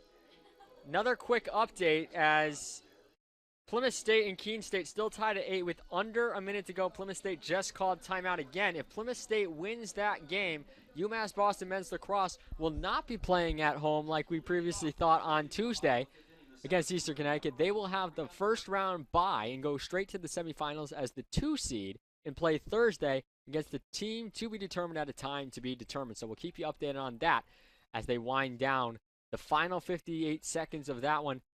Plymouth State with the ball, and obviously with the shot clock being 80 seconds in lacrosse, they will probably hold for last shot. So we'll keep you posted there. That first pitch to Breon Parker is in their first strike, and then Parker lifts that one in the air to center field. Santier ranging over, makes the grab. One away here in the fifth. Both pitchers really settling down after their little bit of a hiccup in the second inning. Murray's allowed 3 base runners since then, but really not any huge threats. Again, at the moment, the big turning point of this game could potentially be that second inning with 1 out and runners on first and third with the pickoff move by Murray. That one's in their first strike to Justin Gavea. At the moment, that is the difference-making play potentially.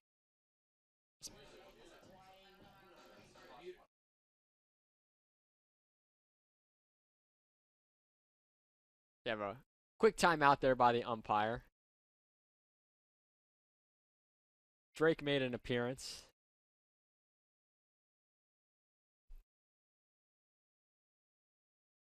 That one's in there for a strike, and the count moves to 0-2.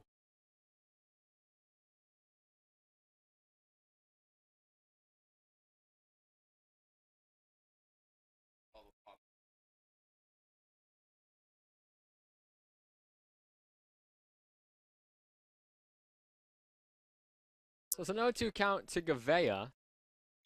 That one's chopped over to Perillo at third. Perillo gathers, fires, got him. 2 away.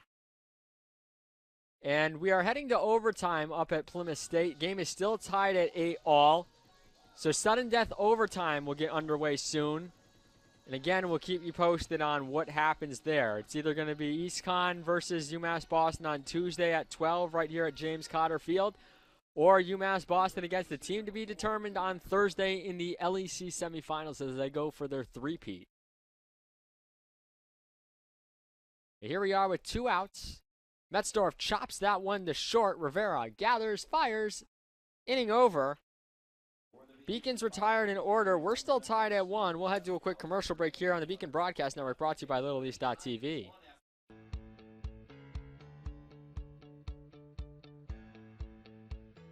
Being a part of the different activities and organizations that I've been a part of, I'm actually able to see myself where I'm like, hey, I actually can make a change. I'm one person that can make a difference. Division III has helped me to develop teamwork skills, critical thinking skills, time management skills. It's not just about basketball, or it's not just about school, it's about developing yourself as a person altogether. I'm the first undergraduate alumnus to lead this university. I'm very proud of that. I was literally able to transform my life because of the University of Massachusetts, and I want that for every single student that walks through the door.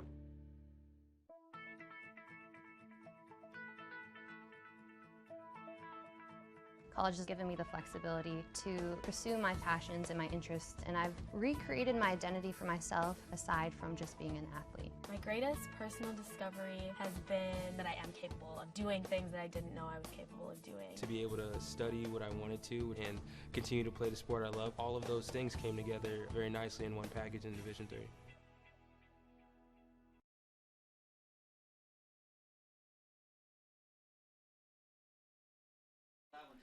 Back here inside Monin Park, top of the 6th, moving right along here. Again, we started at about 7:30. We're already moving on to the 6th inning.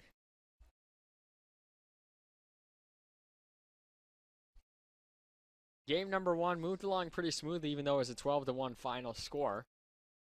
And we had the senior day ceremony as stepping in is Lucas McElroy, the second baseman who's 0 for 2 today. The Rhode Island College Bats have been held in check so far in game number 2. Ross Dexter has been dealing his 6th inning of work already. As that one's chopped over to Metzdorf at third, and he's going to just not be able to get that one on a hop like he wanted to. It looked pretty routine. It's going to go down as an E5. And McElroy is going to reach base safely against Dexter, who has 9 strikeouts, 3 hits given up, 1 run, 1 walk. Looking out towards the Beacon bullpen, don't see any real action going on for either side. I see somebody in a gray long sleeve starting to throw, looks like a weighted ball in the back, but no one actively throwing for UMass Boston in uniform as that one's in their first strike. So this has to be Dexter as he's up to 88 pitches after that one. This is definitely his inning, I would have to say. From there, depending on how long this one takes, will remain to be seen what Coach Eigerbrodt decides to do. Maybe you get a seventh out of him, depending on how well he's throwing in the rest of this inning. If he runs into trouble, that's when you bring in Thomas Kearse. Again, I mentioned his name being a senior, obviously, but he has been the setup man for most of this year as well. That one's outside for a ball. The count moves to 1-1.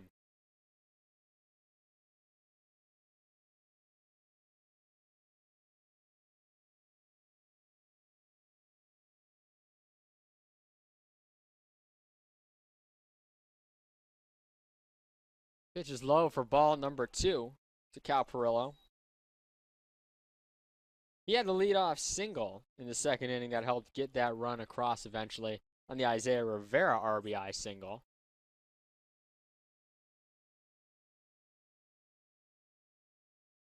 Perillo sticks the bat on that one, lifts it into right field. Blake going over to get it from second. Perillo's retired, one away, runner still on first for Cole Pottenworny, who is 0 for 2 with a flyout and a strikeout swinging, but he reached first on the wild pitch.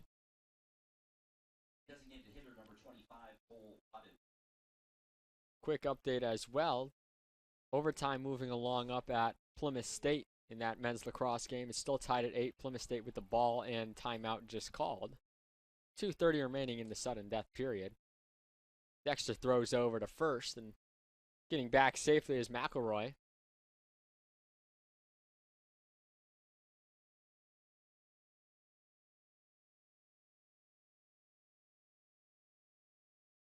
One's outside for ball 1.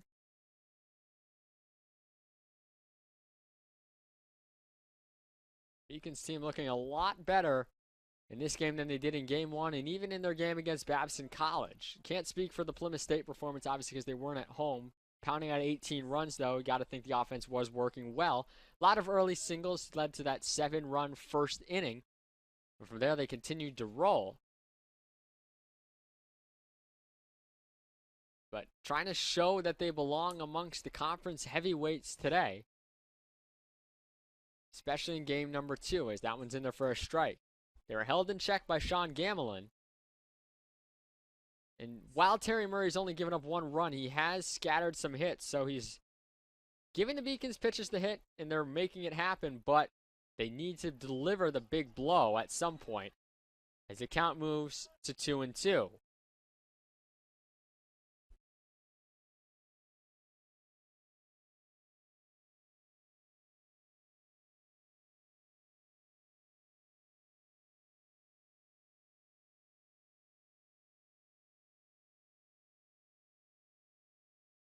That one's cut on and missed by Pottenworny. Another strikeout, the 10th of the day.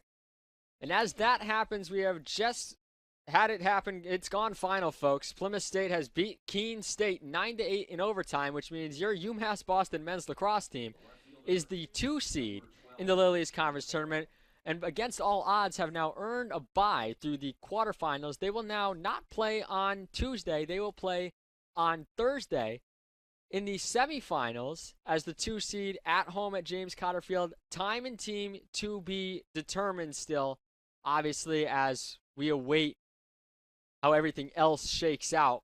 Mass Maritime has already clinched the 4 seed in the tournament. But a big sudden change all of a sudden with that loss by Keene State changes everything in terms of the landscape for the playoffs there. And again, we'll have that game live for you whenever it is on Thursday.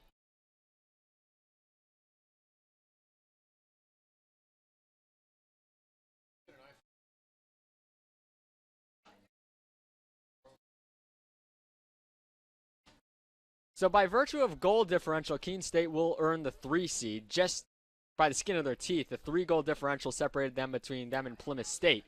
So when you look at how it shakes up on men's lacrosse side, WestCon takes the 1, UMass Boston takes the 2, Keene State with the 3, Plymouth State with the 4, Mass Maritime 5, EastCon 6.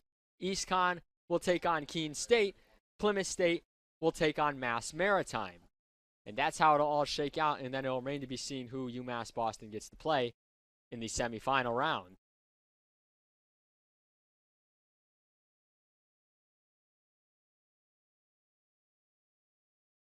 As Dexter's pitch is low to Joey Coro, 1-0 the count.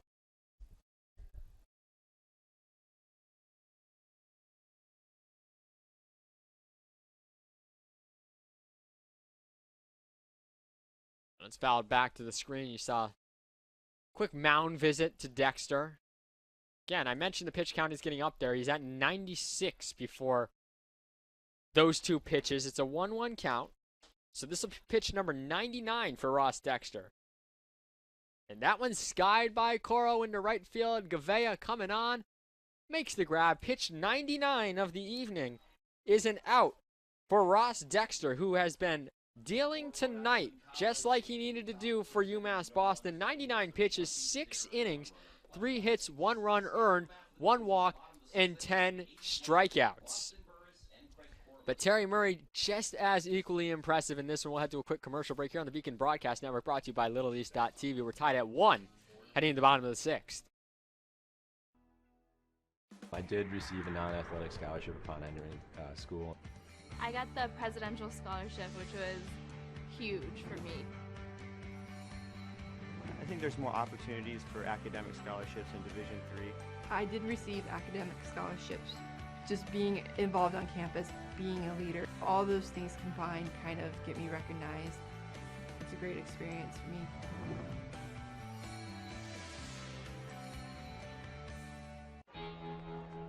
Cheer for the stumbles. The he shoulda had that's. And the tears that linger. For in those moments, greatness lies. There, you will find the provoked, the determined, the unified. It's in those moments that champions are born. The University of Massachusetts Boston, with its scenic oceanfront campus, easily accessible to downtown Boston, is recognized as a model of excellence for urban public universities. 16 NCAA Division III sports.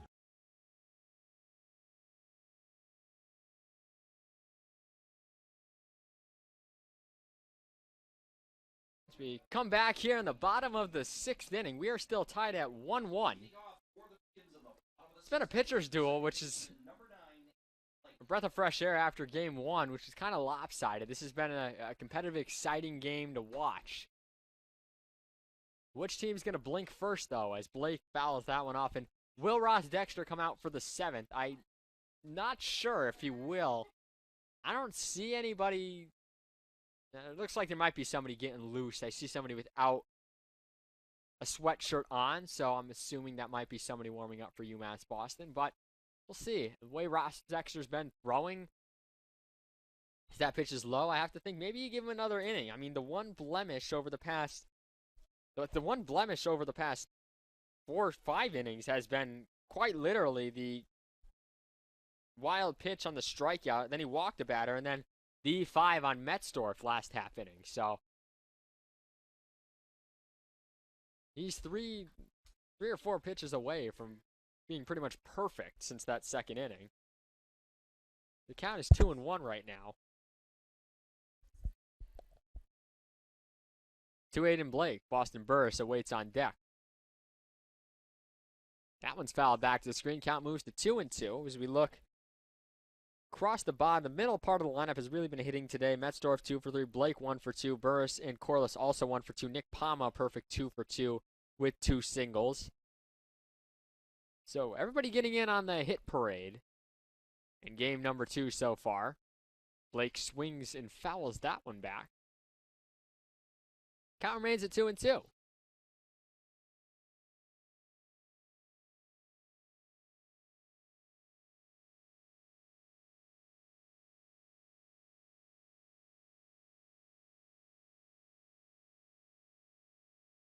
That one's sawed off, and that one's going to be caught by Rivera at short. So a quick out there from Murray. Tires Blake, and now Boston Burris coming to the plate. When you look at Murray right now, he is only at 69 pitches with 5 strikeouts, 7 hits given up, and 1 earned run.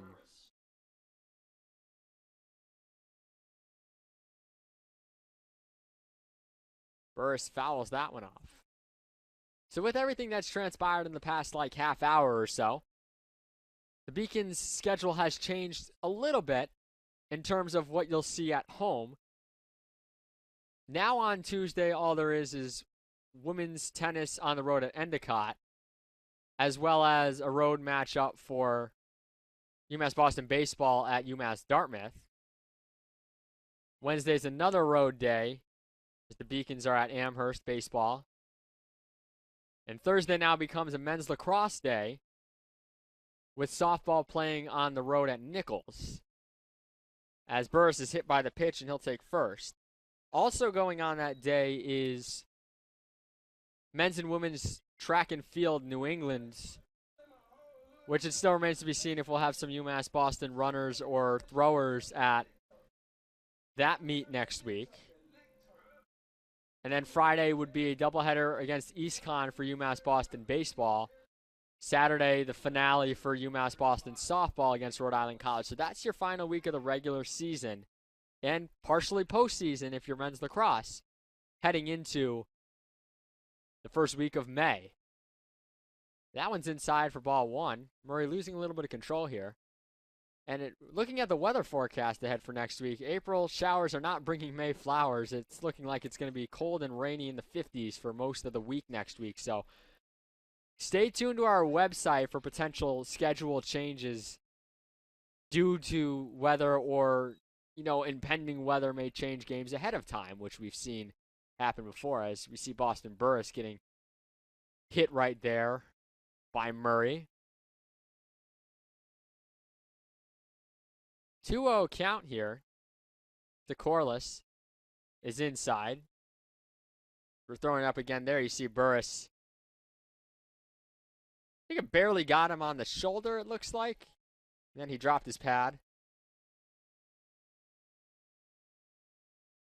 Corliss in a good spot here, a 3-0 count. Murray kind of looking a little bit out of control now, and that one, take it pitch right down the center of the dish. Corliss just looking at that one the whole way. Count moves to 3-1. Now you got to kind of choke up a little and look for something if it's close. Don't allow Murray to get back into this count.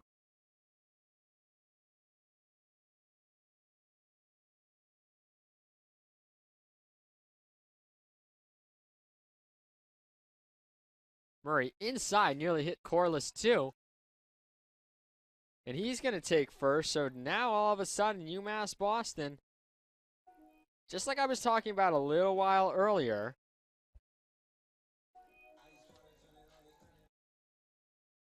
needing that big hit, that big blow that they can take against Rhode Island College. This is it.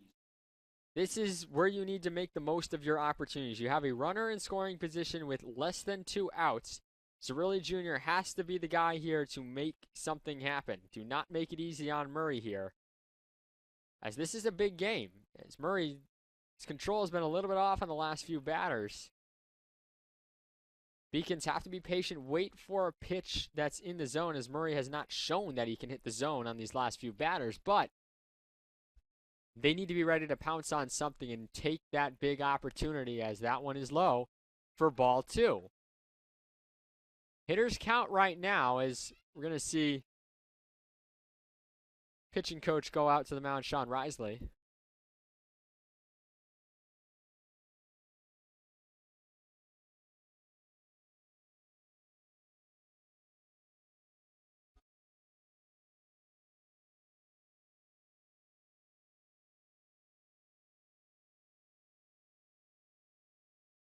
While we're doing that, take an opportunity to just kind of recap how we got here so far. 1 run apiece, honestly, only in the second inning has been the big story. Ross Dexter, then 10 strikeouts. It still doesn't look like anybody is readily going to come in for UMass Boston. Now, I actually do see somebody throwing now.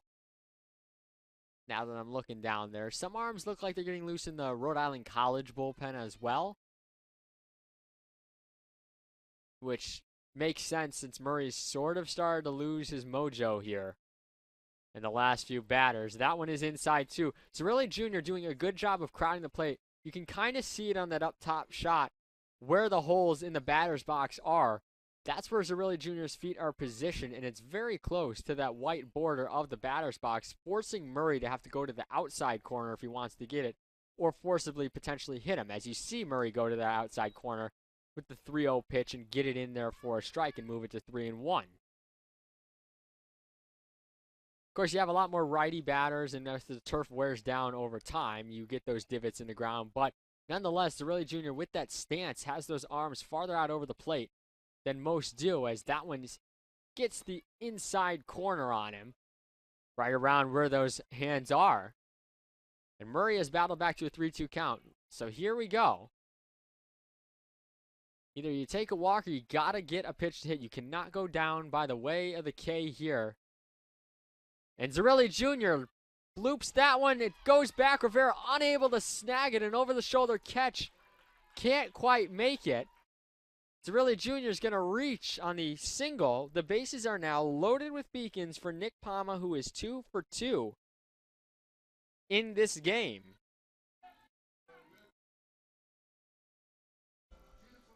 Almost a great play by Rivera would have put runners still at first and second with 2 outs, but you get what you can take. You take what you can get, excuse me. In this case, you take that bloop single that Rivera just couldn't snag over the shoulder. And now it's got to be time for Nick Palma. And Palma is going to ground it to first. They're going to go home for one. Back to first. Double play. And UMass Boston strands the bases loaded. Momentum now in favor of Rhode Island College as they escape trouble big time there. The Beacons strand 3 runners on as Nick Palma hits into that double play on the very first pitch of the at-bat. We head to the 7th inning. We are tied at 1 here on the Beacon Broadcast Network, brought to you by LittleEast.tv.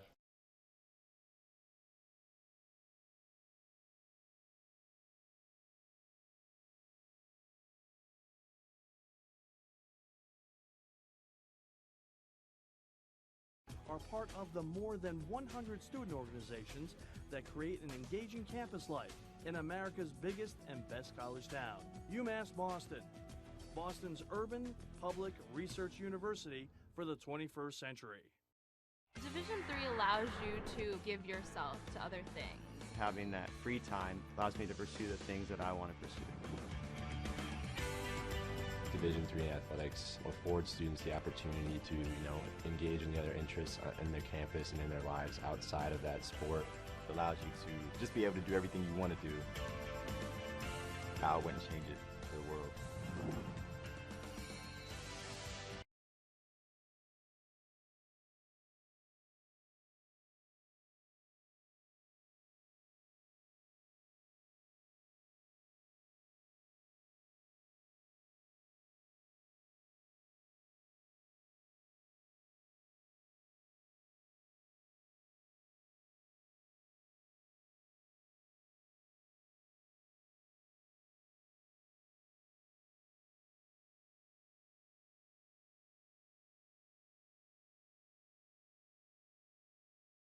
Back here at Monin Park, top of the 7th, we had a change in left field. Joey Morrison in for Chris Duco. So Duco gets a couple of innings on senior day, 6 innings to be exact, before being lifted for Morrison. Hoping to get Morrison's bat going in the bottom of the 7th. He'll lead off in that frame. That first pitch is in there for a strike.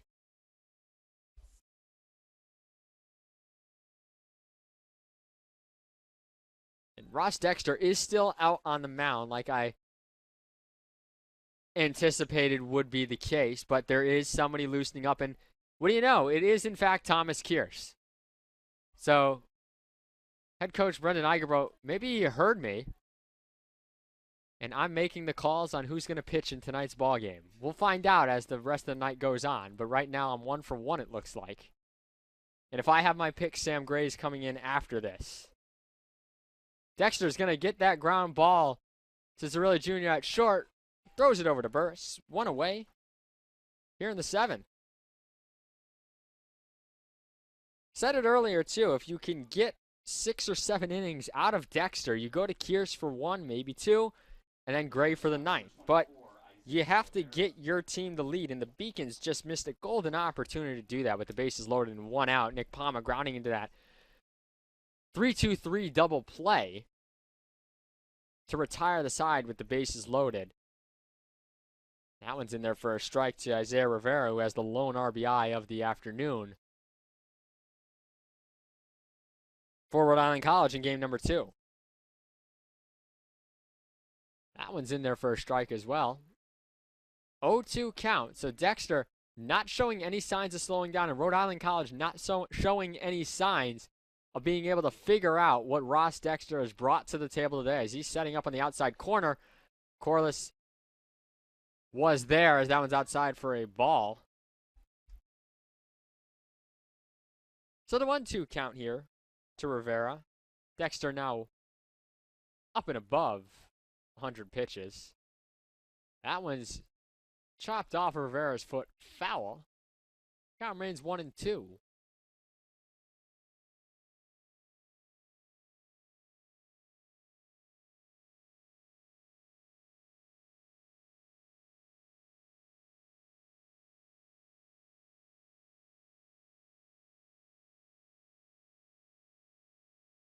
Take a brief moment there, and we're back at it. Ready to go with the 1-2 count to Rivera. Elfrick grounded out to start the inning, and now Rivera trying to fight off some pitches and run up that Dexter pitch count. It's 103 now, heading into this AB.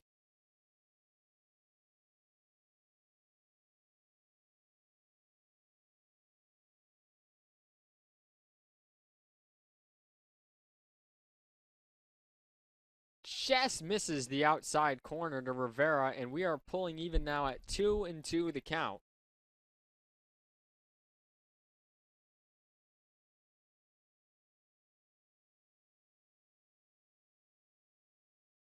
Trying to come back low with that one. Can't get Rivera to bite. Count moves to 3-2.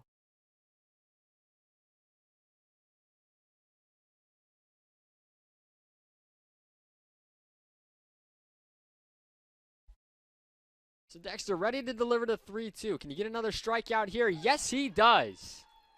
Paints it perfectly. Number 11 on the day for Ross Dexter. Dexter just continuing to deal and deal and deal in this one.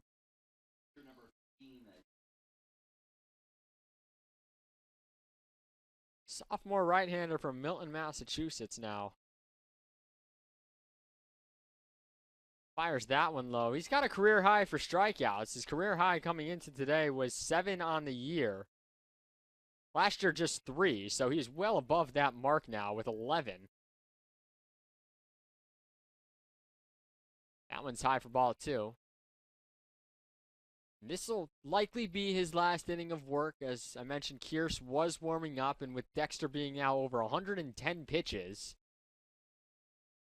unless he runs into trouble, I think Coach Egerbrook's going to let him go this inning, and that's going to be it, as that one's in there for a strike.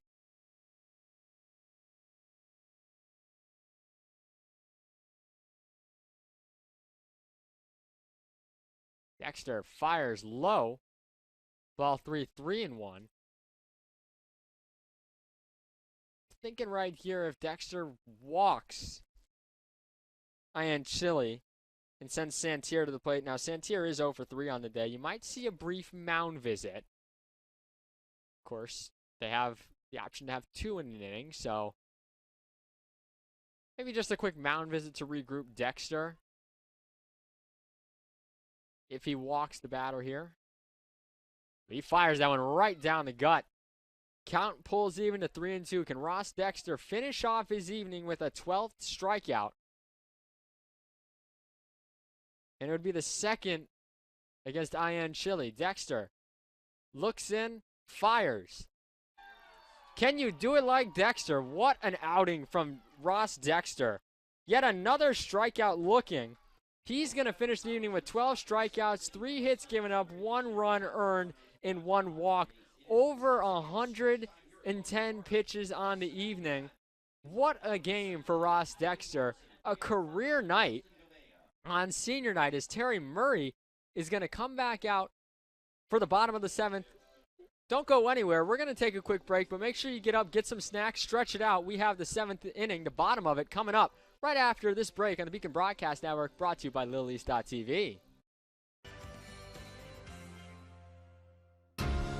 Moving from Turkey, it was a rough journey for me because when you don't really speak the language that well and when you don't really fit in the crowd, it's very easy to disappear. But I decided not to give up, and UMass helped me. UMass Boston was my first choice because when I came to the campus, I saw that there was a lot of diversity. There's a lot of people.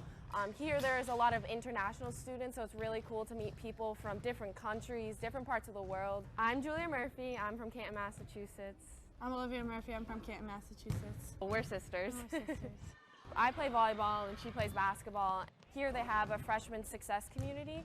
So each major has their own community that you can join as a freshman, and you take classes with them, you do study groups with them. So it was really helpful getting to know people in your major right away. So in health exercise sciences, we have an internship at the end, where it's so much better to have like an advisor helping you out, like telling you which classes to choose.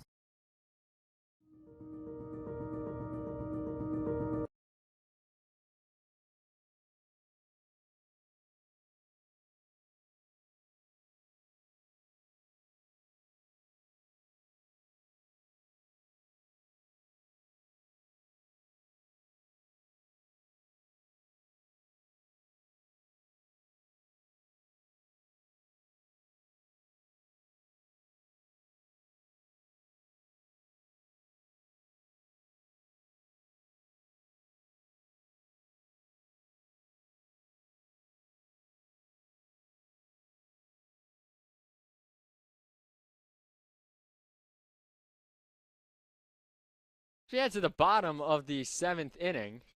Joey Morrison leading off. He came into left field, and last inning he hits it to left field.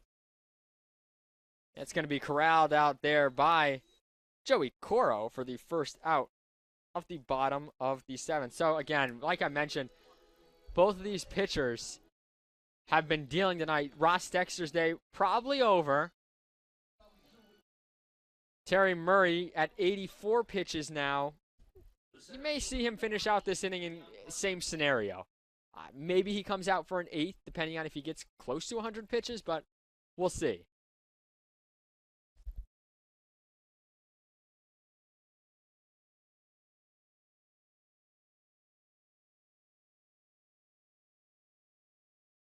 That one's in there for a strike. 0-1.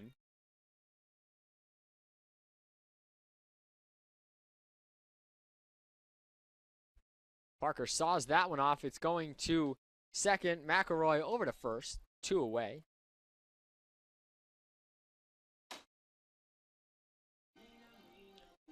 Justin Gavea coming to the plate now with 2 outs.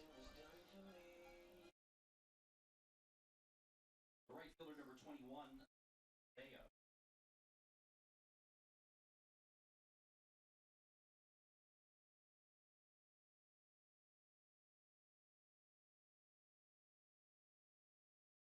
Gavea fouls that one off.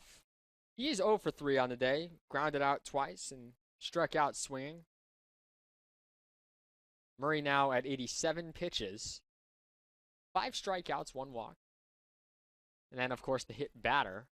Lost his control a bit in the last half inning. Seems to have regained it back. Is that one just low for ball 1? 1-1 to count. Still tied up at 1, though, here.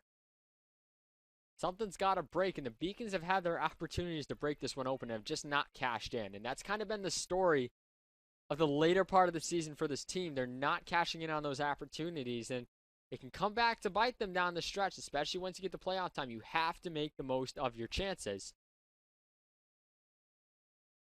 The count is quickly 1-2 from Murray. With the current state of where UMass Boston is overall, probably not getting an at-large bid if you don't win the conference. So it's all or nothing. That one's fouled back by Gavea.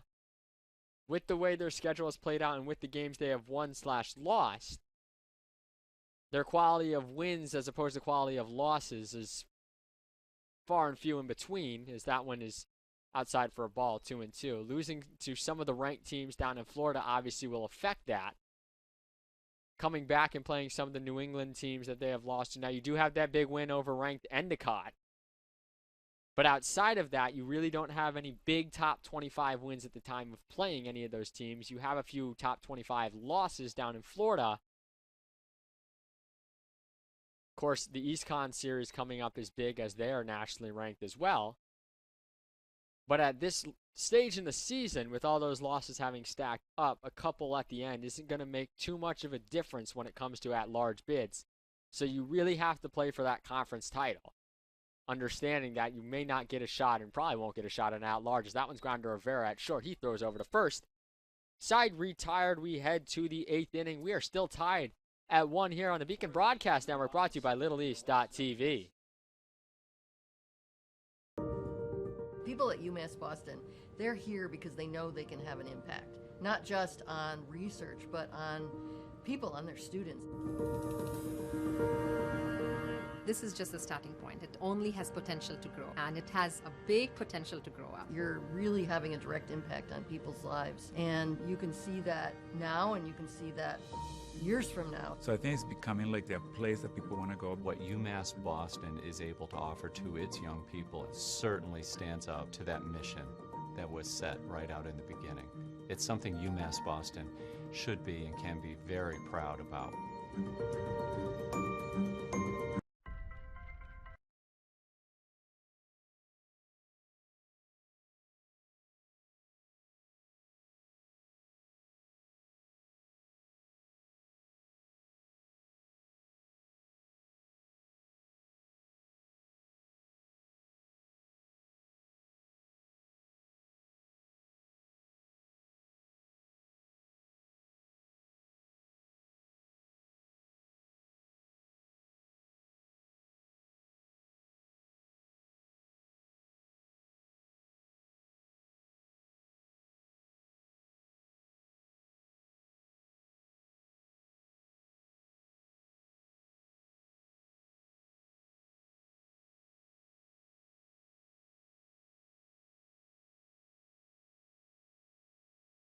As we step back inside here at Monin Park, I made my call to the bullpen and got Thomas Kierce to come out, as I talked about earlier. Kierce now on the mound looking to pitch a scoreless 8th inning. Kierce coming into this game has a 4.67 ERA, 3-2 record on the year, 14 appearances, 17 in 1/3 innings, 17 hits given up, 13 runs, 9 earned, 7 walks, 18 strikeouts. So Kierce going to get the ball for, I'm going to say, an inning. And then I already see somebody loosening up in the bullpen, and I think it might be Sam Gray. Yeah, it looks like it is double ones out there, which would, in fact, be Sam Gray for the 9th inning, potentially. So we'll see if my call to the bullpen works next half inning. As we head to the top of the 8th inning, top of the lineup up for Rhode Island College, Cameron Santier up. As we approach that 9th inning, Elena Albano asked, will we have overtime? We will, in fact, have overtime, but we will call it extra innings here.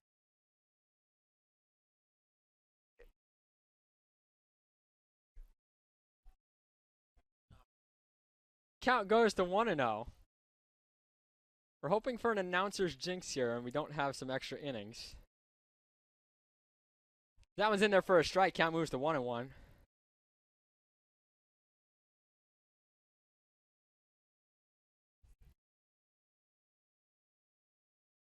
Interesting fact, too, about extra innings in the Futures Collegiate Baseball Summer League is that one is lined. I'll mention it after. Santier knocks that one to the left field, and that's going to be a threat to run. Now on the base paths, well, Daniel Trespass is up. So runner on first, no one out. But in the Futures Collegiate Baseball League, they only play 10 innings, and then they do a home run derby contest in which the batter gets 10 outs, and however many home runs he hits, that's his mark, and both teams get to hit, and whoever has more home runs, that team wins the game. Makes the game speed up a little bit more.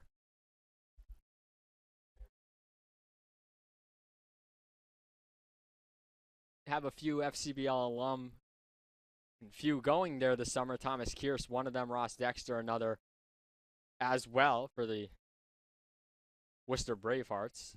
Excuse me, Kearse is going there. Dexter is up at North Shore Navigators in the league just above that,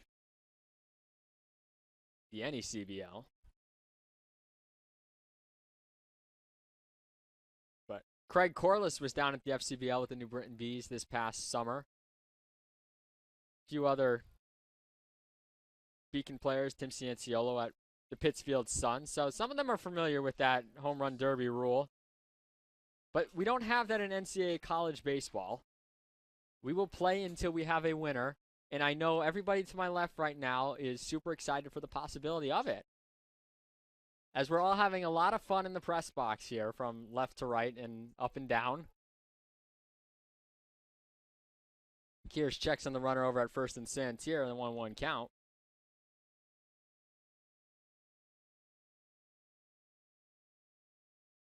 Could we see another walk-off here at Monin Park? We saw it in game 1 of the season here at home, as that one is outside. Corliss, another good throw, but Santier just way ahead of that pitch there. Slides in safely to second with the stolen base. Count moves to 2-1.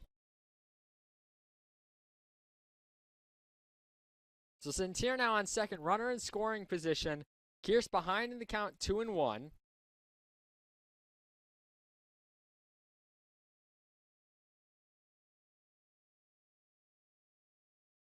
Beacons have had their chances. Now Rhode Island College, it's their turn to have a chance to take the lead.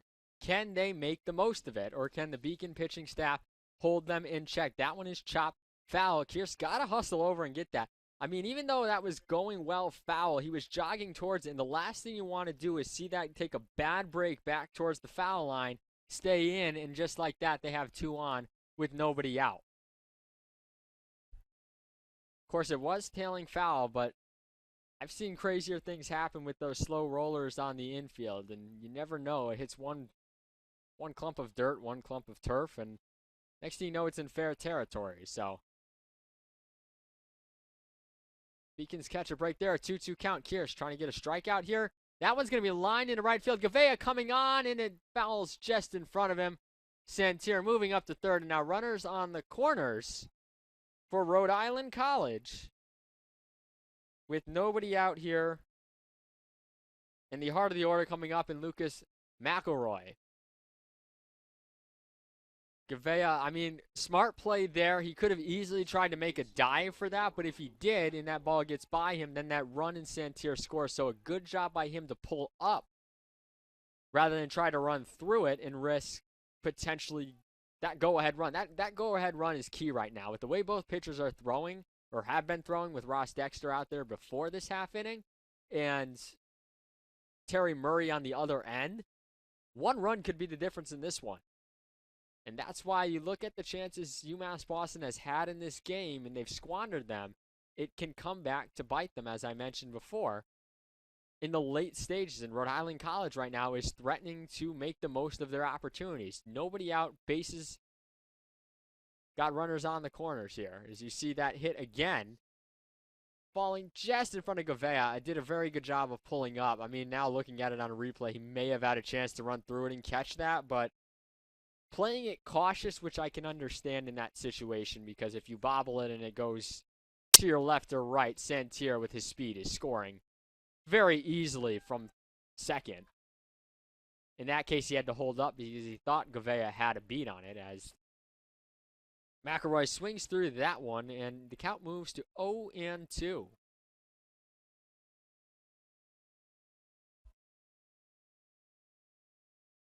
That pitch is high. You hear a lot of cheering coming from the Rhode Island College dugout pretty quiet over on the UMass Boston side. They're trying to get a little bit loud, but their energy's been pretty low in this game. Both sides have been pretty quiet up until this point. Can definitely hear Rhode Island College in my left ear a lot more than I can on the right side. Big moment in this game, though. Kierce, a strikeout is what you need right here. 1-2 count. I'm thinking you go outside with this pitch or low. Do not give McElroy anything good to hit here. You have a pitch to waste at the very least. Maybe two, depending on where you throw it. And that's exactly what we need to do, is throw it low, make him try and chase. Right move there by Kierce. Again, the other scenario here is that if you walk him, you load the bases. You don't want that ideally, because Cal Perillo, the cleanup hitter, would be at the dish with the bases loaded. Does give you a play to any base, though, and we saw how that worked out for Rhode Island College just an inning and a half ago. That one's fouled off towards the parking garage, and that's going to land off of it and come back in. Up to this point, Rhode Island College was held in check pretty much for the entire game by Ross Dexter. Thomas Kierce has come in, and suddenly Rhode Island College has runners on. 2 on, nobody out. The 2-2 coming in, swung on and missed, and that's exactly what Kierce needed. McElroy goes down swinging. There's 1 out. Cal Perillo not the dish, and now you have the double play ball set up.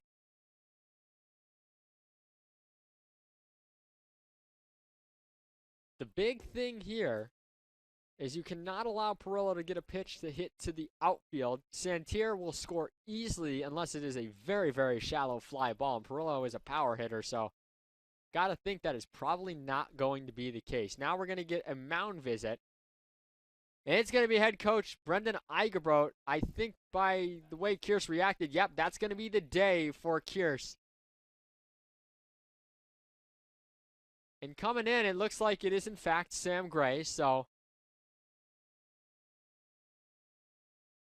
yep, it is Sam Gray with 1 out here in the 8th inning. So Kierce lasts just a third of an inning, runs into a bit of trouble. And now Sam Gray is going to try and get out of this half inning, and I got to think he's probably coming in for the 9th, too, as long as this stays in a 1-1 game and doesn't get out of control. Gray, though, is the guy you want on the hill.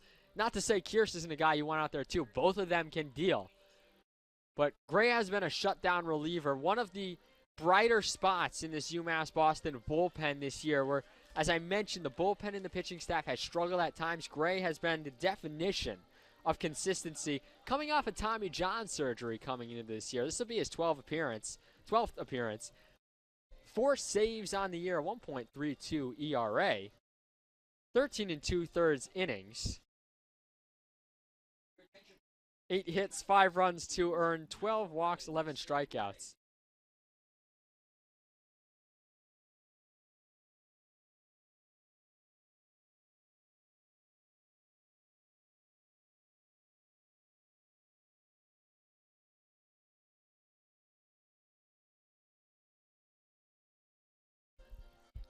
So Gray looking to get out of trouble here.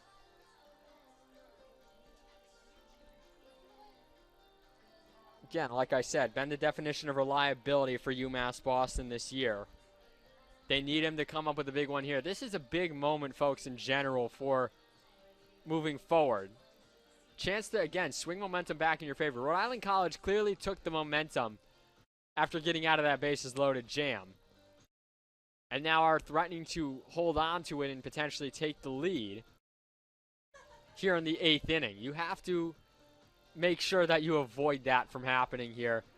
Put yourself back in the momentum position, which by getting out of this, especially with an inning-ending double play, would be huge. But you have to do it against Cal Perillo, who leads the LEC in RBIs coming into the day, with a runner in scoring position in Cameron Santerre, who's probably one of the fastest players in the LEC right now.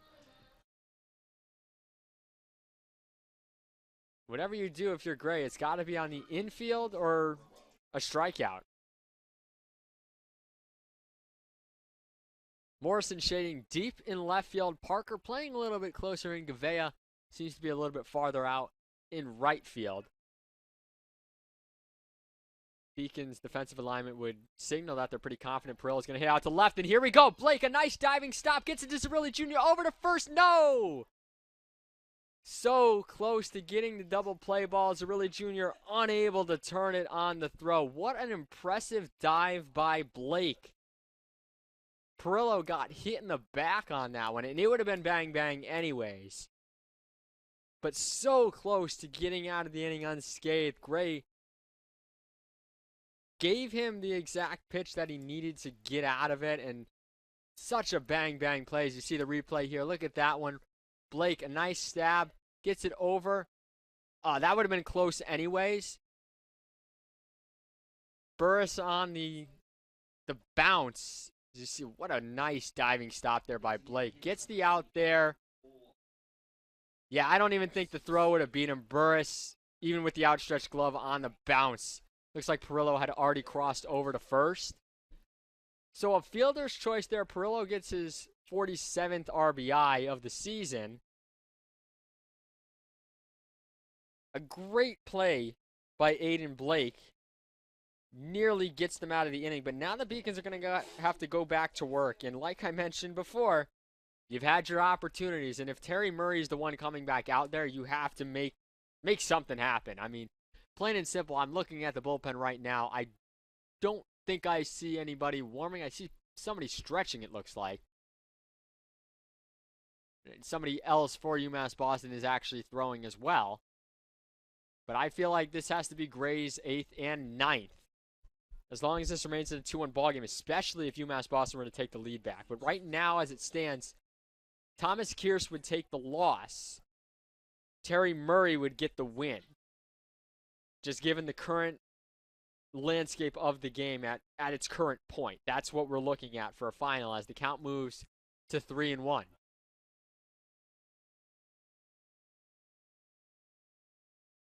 Three and one the count here. That one's lined. Metzdorf just can't get it on the dive. And the inning continues for Rhode Island College. Cole Pottenworthy gets on with a single to left field. And we got first and second now for Joey Coro, who is 1 for 3 on the day. Gray needs to just regroup here. Not a lot of speed on the base pass right now. So if Rhode Island College is going to score here, Pottenworthy is going to have to hit something to the wall or very deep. The way Perillo is running, I don't see him getting all the way to home in this scenario. But, of course, there's also 2 outs, so you're running on the crack of the bat as well. 1-0 count now to Coro.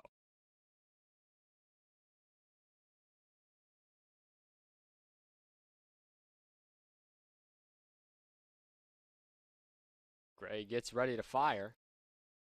That one's outside. Looks like he has a bit of a short-arm motion to him when he delivers. Comes a little bit of across his body, and that kind of plays well into how he throws in general as well, because when you're doing that sort of thing, if you have a pitch that kind of can break back over, the batter sees the arm going across towards the outside, and then the pitch is coming back in on him. See if Gray goes to something like that here. He does just that.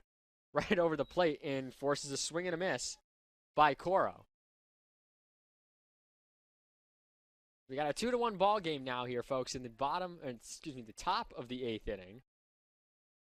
Rhode Island College threatening for more, first and second, 2 outs. That one's fouled off, and we're 1 pitch away from Sam Gray being able to get out of this one with just the 1 run. Aiden Blake made a tremendous diving stop at second and nearly got them out of the inning. But even a good throw from Zerilli Jr. that wasn't on a hop probably doesn't get Perillo. Of course, it's up to the umpire's judgment.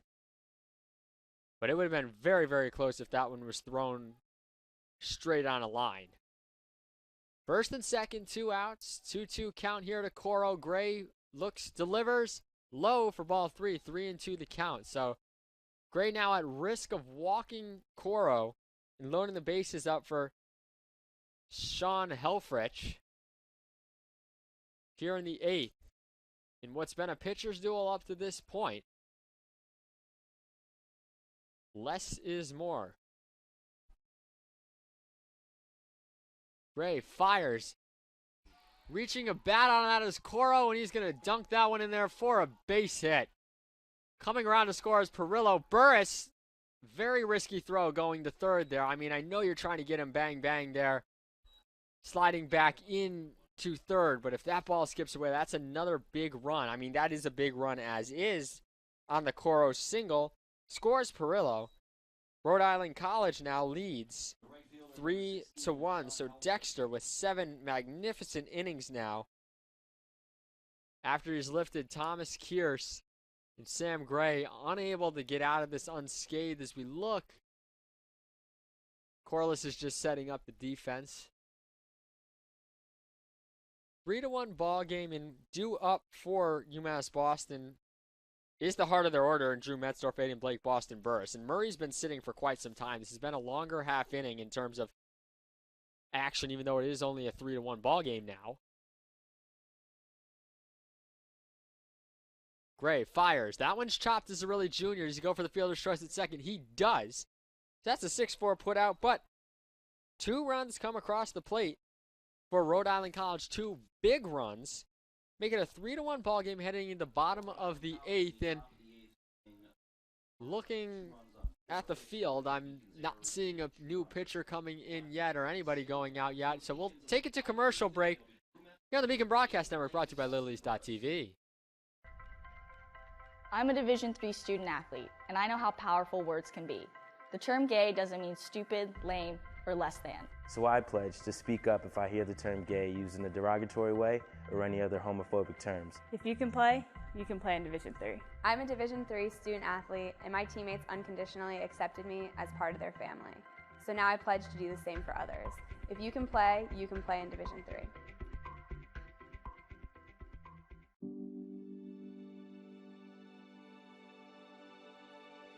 What separates UMass Boston from other schools is the fact that a large percentage of students commute. For me, it takes 2 hours each day to go to and from school, but every second has been worth it because the students that come here are serious about learning, they value their education, and understand where it'll take them in the future. This is what UMass Boston means to me.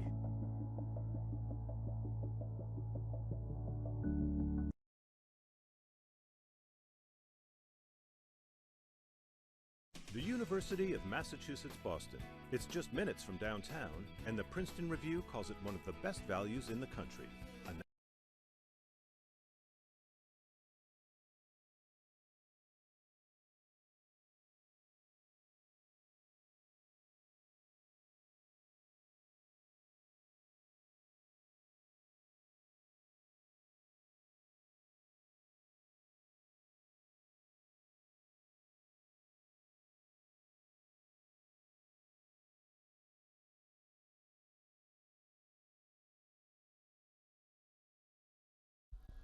Back here for the bottom of the 8th inning at Monin Park. UMass Boston needs to get something going. I mean, they've had their chances up to this point,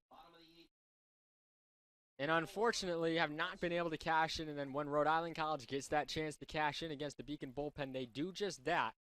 Terry Murray back out there for his 8th inning. Delivers the first pitch in there for a ball. That's pitch number 93 for Terry Murray. Looking over towards the Rhode Island College bullpen, not much going on. I think I just saw a ball getting tossed around. That one's in there for a strike. Murray has looked dominant, though, as the number 2 starter for Rhode Island College today. And the Beacon's in trouble right now in terms of if they drop this one, they fall to 8-5 in conference play and continue their descent down in the opposite direction they want to go in the standings, as that one's lifted into left field. A good piece of hitting there from Metzdorf, but it's corralled by Coro for out number 1 in the bottom of the 8th inning. That'll bring Aiden Blake, the cleanup hitter, to the plate.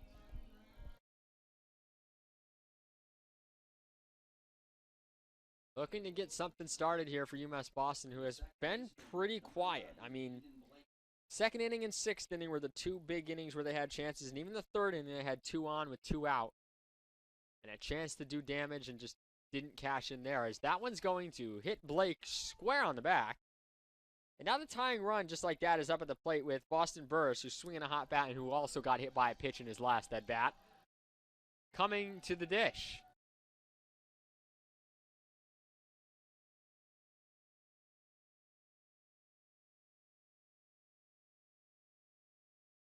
You got Burris, Corliss, and Zerilli Jr., the next three hitters in the lineup. Corliss has been struggling as of late, but today he does have a double and a walk and an RBI as well. Burris, in front of him, has been swinging a hot bat, as mentioned before, as that one's in there for a strike. It must have just caught the corner.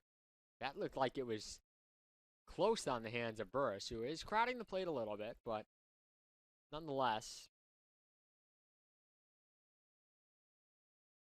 as nearly thrown away by Murray there as Blake was diving back. That second run could loom very large in the top of that 8th inning. At the end of this one, 2 runs feels like a big margin right now, just by the way Terry Murray's been throwing, as that one's cut on a miss. Burris took a great hack at it and just couldn't catch up to that fastball from him, as we show Aiden Blake's hit by pitch once again. Blake on first, 0-2 count here to Burris. Beacon's trying to get something going, and he swings and misses. Burris down on strikes. Craig Corliss now batting with 2 outs. He is the tying run, technically speaking. Corliss has been known to try and poke it down the right field line into that cozy corner over there, the short porch and right, to try and get something going there. And he did it early on in the season. Haven't seen too much of it lately. He's been much more of a pull hitter to the left side now and up the middle. But again, has been struggling quite a bit as of late. Can he break out of the slump at a moment like this, where he has a chance to help his team get in this game in a big conference game? Bottom of the lineup, nothing to scoff at either for UMass Boston, though, either, going into the, as Corliss lifts that one into left field. Coro coming on, makes the grab. Murray, on pitch number 101, flies out to left field, and the Beacons are retired. We head to the 9th inning. It's 3-1 Anchormen here on the Beacon Broadcast Network, brought to you by LittleEast.tv. Nationally recognized institution of academic excellence and research, UMass Boston offers more than 150 undergraduate and graduate programs, 16 Division III sports, and more than 100 student organizations. To learn more about the opportunities waiting for you at UMass Boston, visit in person or online. UMass Boston, a research university with a teaching soul.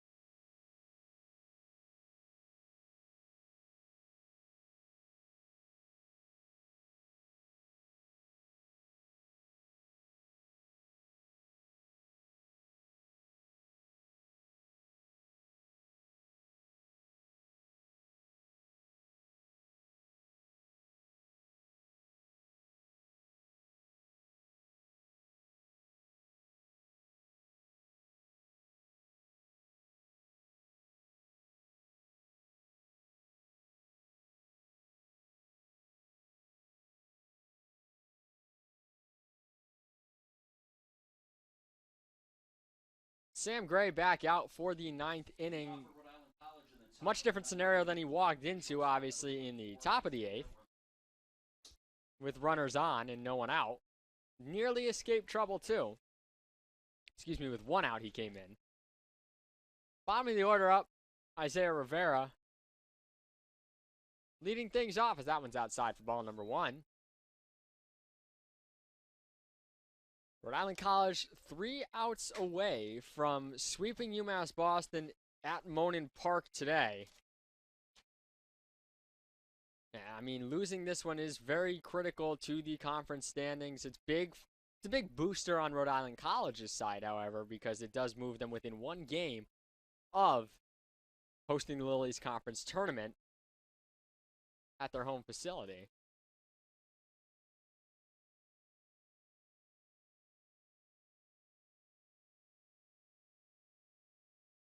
Doubleheader sweep here. It would actually be the first time since 2008 in which UMass Boston fell in 2 games, in a doubleheader, LEC doubleheader, to Rhode Island College. They did go through a stretch as getting on to first is Rivera on the walk. David Ianchili coming to the dish. So there was a little bit of a stretch in the late 2000s in which UMass Boston went on a little bit of a streak where they were losing to Rhode Island College from 2004 to 2009. They just won 1 game. 1 out of 12. That was the streak, and that was the last time they were swept at Monin Park back in 2008. So a long time since we've seen something like this occur, and UMass Boston since then has been pretty dominant against Rhode Island Colleges. That's a wild pitch, and that's going to the backstop.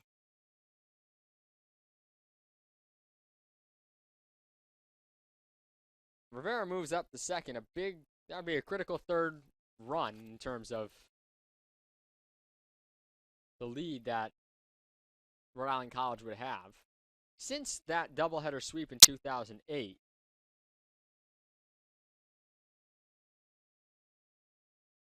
UMass Boston has lost just 7 games to Rhode Island College. Excuse me, 8 if you count today's. This would be the 9th loss since that sweep in 08. As Brendan Eigerbrod out there on the mound talking to Sam Gray and the rest of the fielders.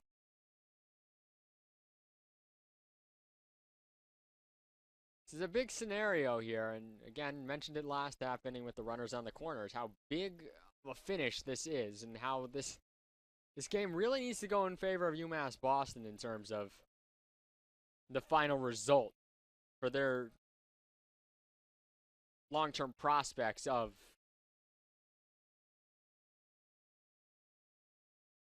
the conference tournament. So 1-out count here from Gray.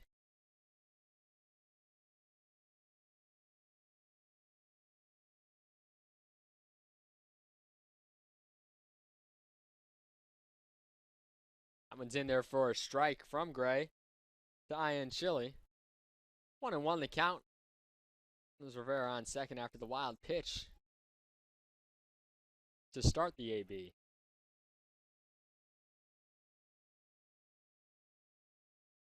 1-1 coming, fouled off. Move to 1-2 the count.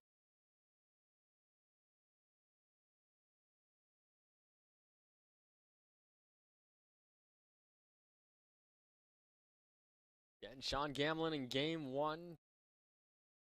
Impressive complete game. Got Rhode Island College that 12-1 victory. Now in game 2, it's been Terry Murray holding UMass Boston check to just 1 run. And will he go a complete game? Remains to be seen. I do also see somebody warming up for UMass Boston, and doesn't look like anybody's in the Rhode Island College bullpen warming up. So this might just be Terry Murray's game at this point, and why not? He's proven that he can hold these batters in check. Tonight, the UMass Boston offense is really, despite getting 8 hits, has not been able to get the big hit that I talked about early on in this game that they would need, and have squandered numerous opportunities to do so. That pitch is low, ball 2.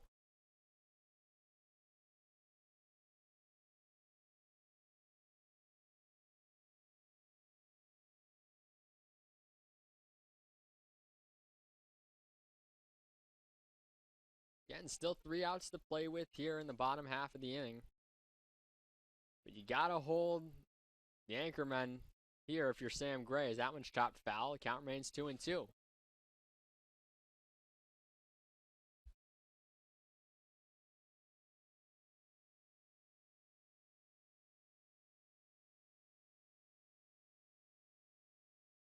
Quiet night here at the ballpark. Still some fans mingling around in the stands, but things have kind of emptied out a little bit more as the night's worn on. Of course, we're approaching the 10 o'clock hour. That one's outside for ball 3. Count goes full.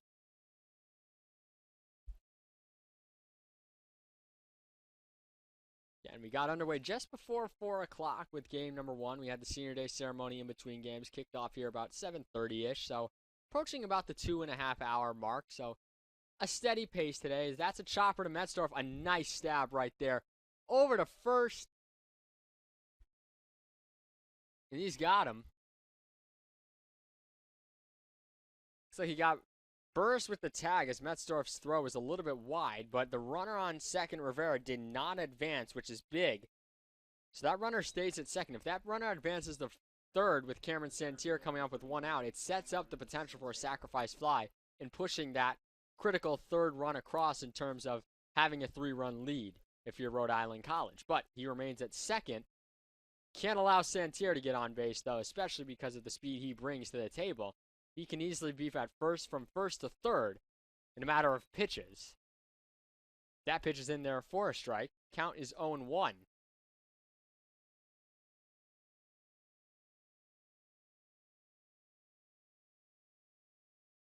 Thomas Kierce, the pitcher of record as of right now. That pitch is high for ball number 1. He would drop to 3-3 if this score holds. On the other end, Terry Murray would improve to 7-1. I mean, it's a good day if you're Rhode Island College and you don't have to go to your bullpen at all, which has been the case so far. That pitch is high. Not only have they not played in a few days since that East Con doubleheader, which, again, allows your pitchers time to, since their UMass Dartmouth single game on Tuesday. They played Eastern Connecticut on Saturday last week. Having those 2-3 days off in between is big for a team to help recover their pitchers heading into conference games like this, as that one swung on and missed for strike 2. If you look at the schedule for Rhode Island College, since the 18th of April, all but 1 game are LEC games.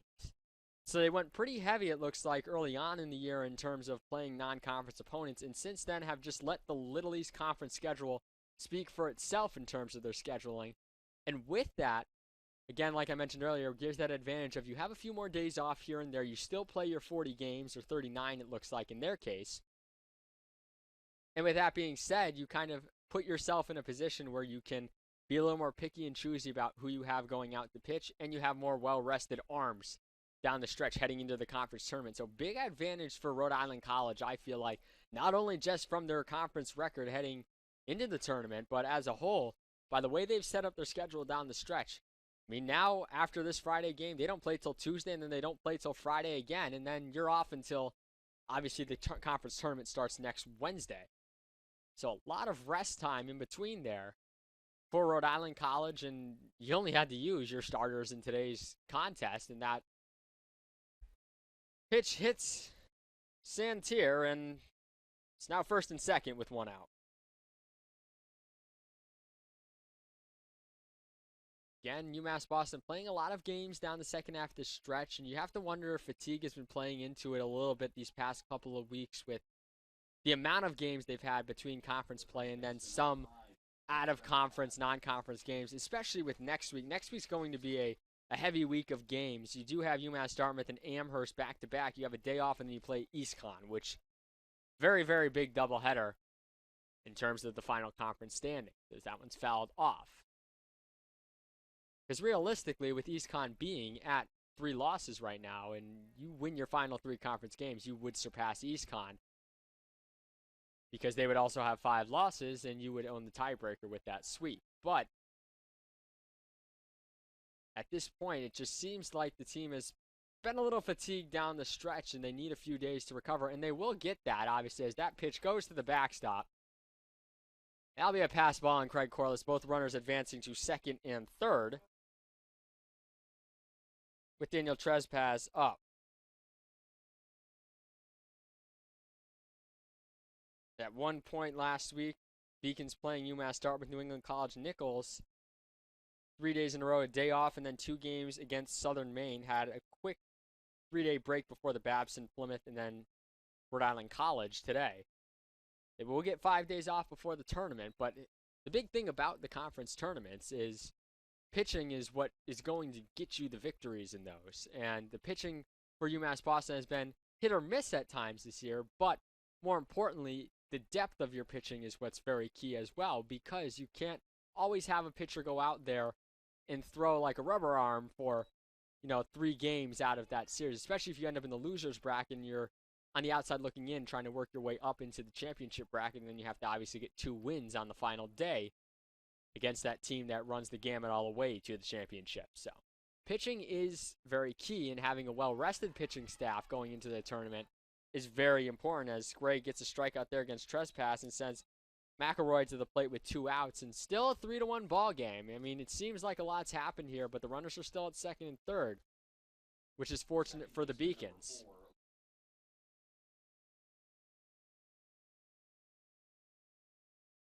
Of course, you started your year down in Florida with the 8 games down there in about 10 days, and came back and been playing pretty consistently since then. That one's popped up on the infield. Looks like Gray will escape trouble. Can Metzdorf corral it in? He does. And the Beacons are going to go into the bottom of the 9th inning, trailing by just 2 runs. We'll keep it here as we're going to see what's going to be the case. It looks like we are, in fact, going to have a pitching change. So a save opportunity coming up for Rhode Island College. Terry Murray going to go 8 innings, 101 pitches, 6 strikeouts, a walk, 1 run earned, 8 hits.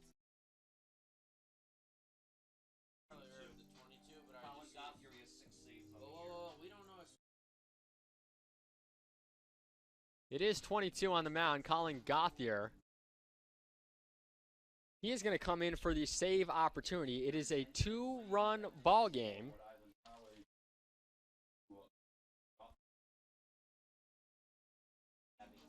Gauthier, a 2.55 ERA, 2-2 record, 15 appearances, 3 starts, 6 saves.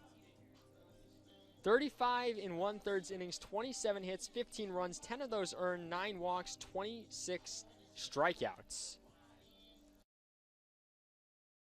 So if the Beacons are going to win this, they're going to have to do it against a strong pitcher in Gauthier, the left-hander. Beacons have a very righty-heavy lineup, so it is kind of intriguing to see that. As we see due up, Zerilli Jr., Palma, and Morrison.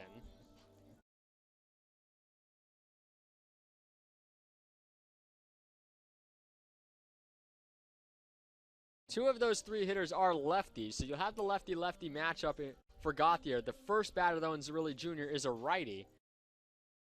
So Frank Holbrook taking a little bit of a gamble, I'd say, with that righty-lefty matchup.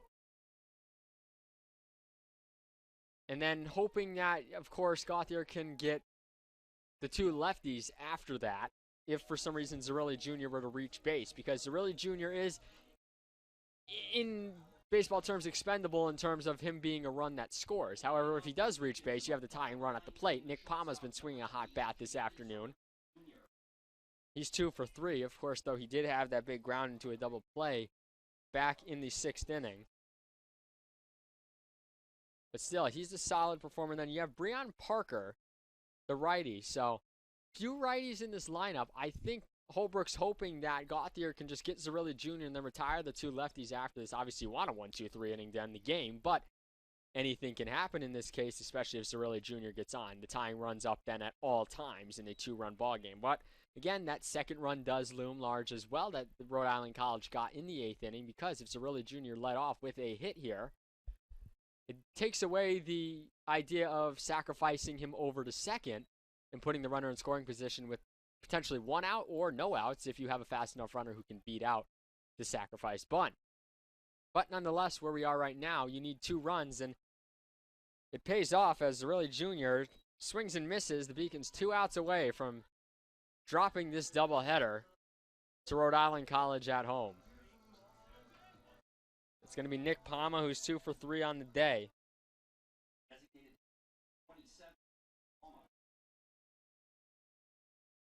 Palma takes that first pitch there for a strike. Gauthier from Pawtucket, Rhode Island. Cut on and missed, and Gauthier making quick work of the UMass Boston lineup right now. Palma eager to jump on that one. Couldn't quite catch up to it, just outside with that one. Gauthier working really quickly. Palma, though, not stepping out either. If anything, I would step out to break up his momentum, as that one's foul, tipped out of the mitt. Palma's not stepping out. Gauthier is going at the pace he wants. And I think if you're Palma, you got to just kind of break that rhythm, because Gauthier is just standing in there waiting and ready to go. That one's chopped foul. So we'll reset again with a 1-2 count. 1 out here in the bottom of the 9th. That one's hit in the air to Rivera at short. He puts it away. 2 away for Joey Morrison. So the Beacons down to their final out in this doubleheader. As you see, the Rhode Island College dugout is very fired up. They're just all given the 2 signal for the 2 outs in the inning and milling around all on the top step. At the top of the dugout right there, as that one's in for a strike to Morrison. Morrison replaced Duco in the 7th inning in the field. Flew out in the 7th to lead off that 7th inning. Beacons have only had 1 base runner since the start of the 7th. Gauthier has just been waiting for the Beacon hitters. That one's in there for a strike, and the Beacons are down to their last strike. Morrison, though, doing a good job of just stepping out to try and break that rhythm, and now he's crowding the plate. Gauthier, though, didn't even flinch on the mound, ready to fire home. Morrison cut on and missed. It's collected over there by Ian Chili. He fires the first, and that ball game's over. UMass Boston drops the second game of the doubleheader 3-1. It's a pair of runs in the in the 8th inning that sink the Beacons in this game. And quick recap for you at the end of this one. UMass Boston had their chances in this one early on. UMass Boston with the game tied at 1-1. They would be able to get that run after Rhode Island College took the lead on their Isaiah Rivera RBI single. And then on the flip side, Craig Corliss with an RBI double makes it a 1-1 game. Then the Beacons would have a chance against Terry Murray in the 3rd inning. They get 2 on with 2 out. And then Boston Burris would fly out to end that threat. The biggest threat of them all, though, would come in the 6th inning. Bases loaded, 1 out after Zarelli Jr. gets on a blooper to Rivera at shortstop. And Nick Palma, first pitch swinging, grounds into a double play from home to first. And from there, Murray shut down the lineup. Colin Gauthier comes in and gets 1-2-3 9th inning. UMass Boston falls in this one. 3-1, 3-7-0, the final totals for Rhode Island College. It's Thomas Kearse taking the loss. He drops to 3-3 on the year. Terry Murray improves to 7-1. Colin Gauthier earns yet another save, his 7th of the season. UMass Boston falls to 8-5 in Little East Conference play.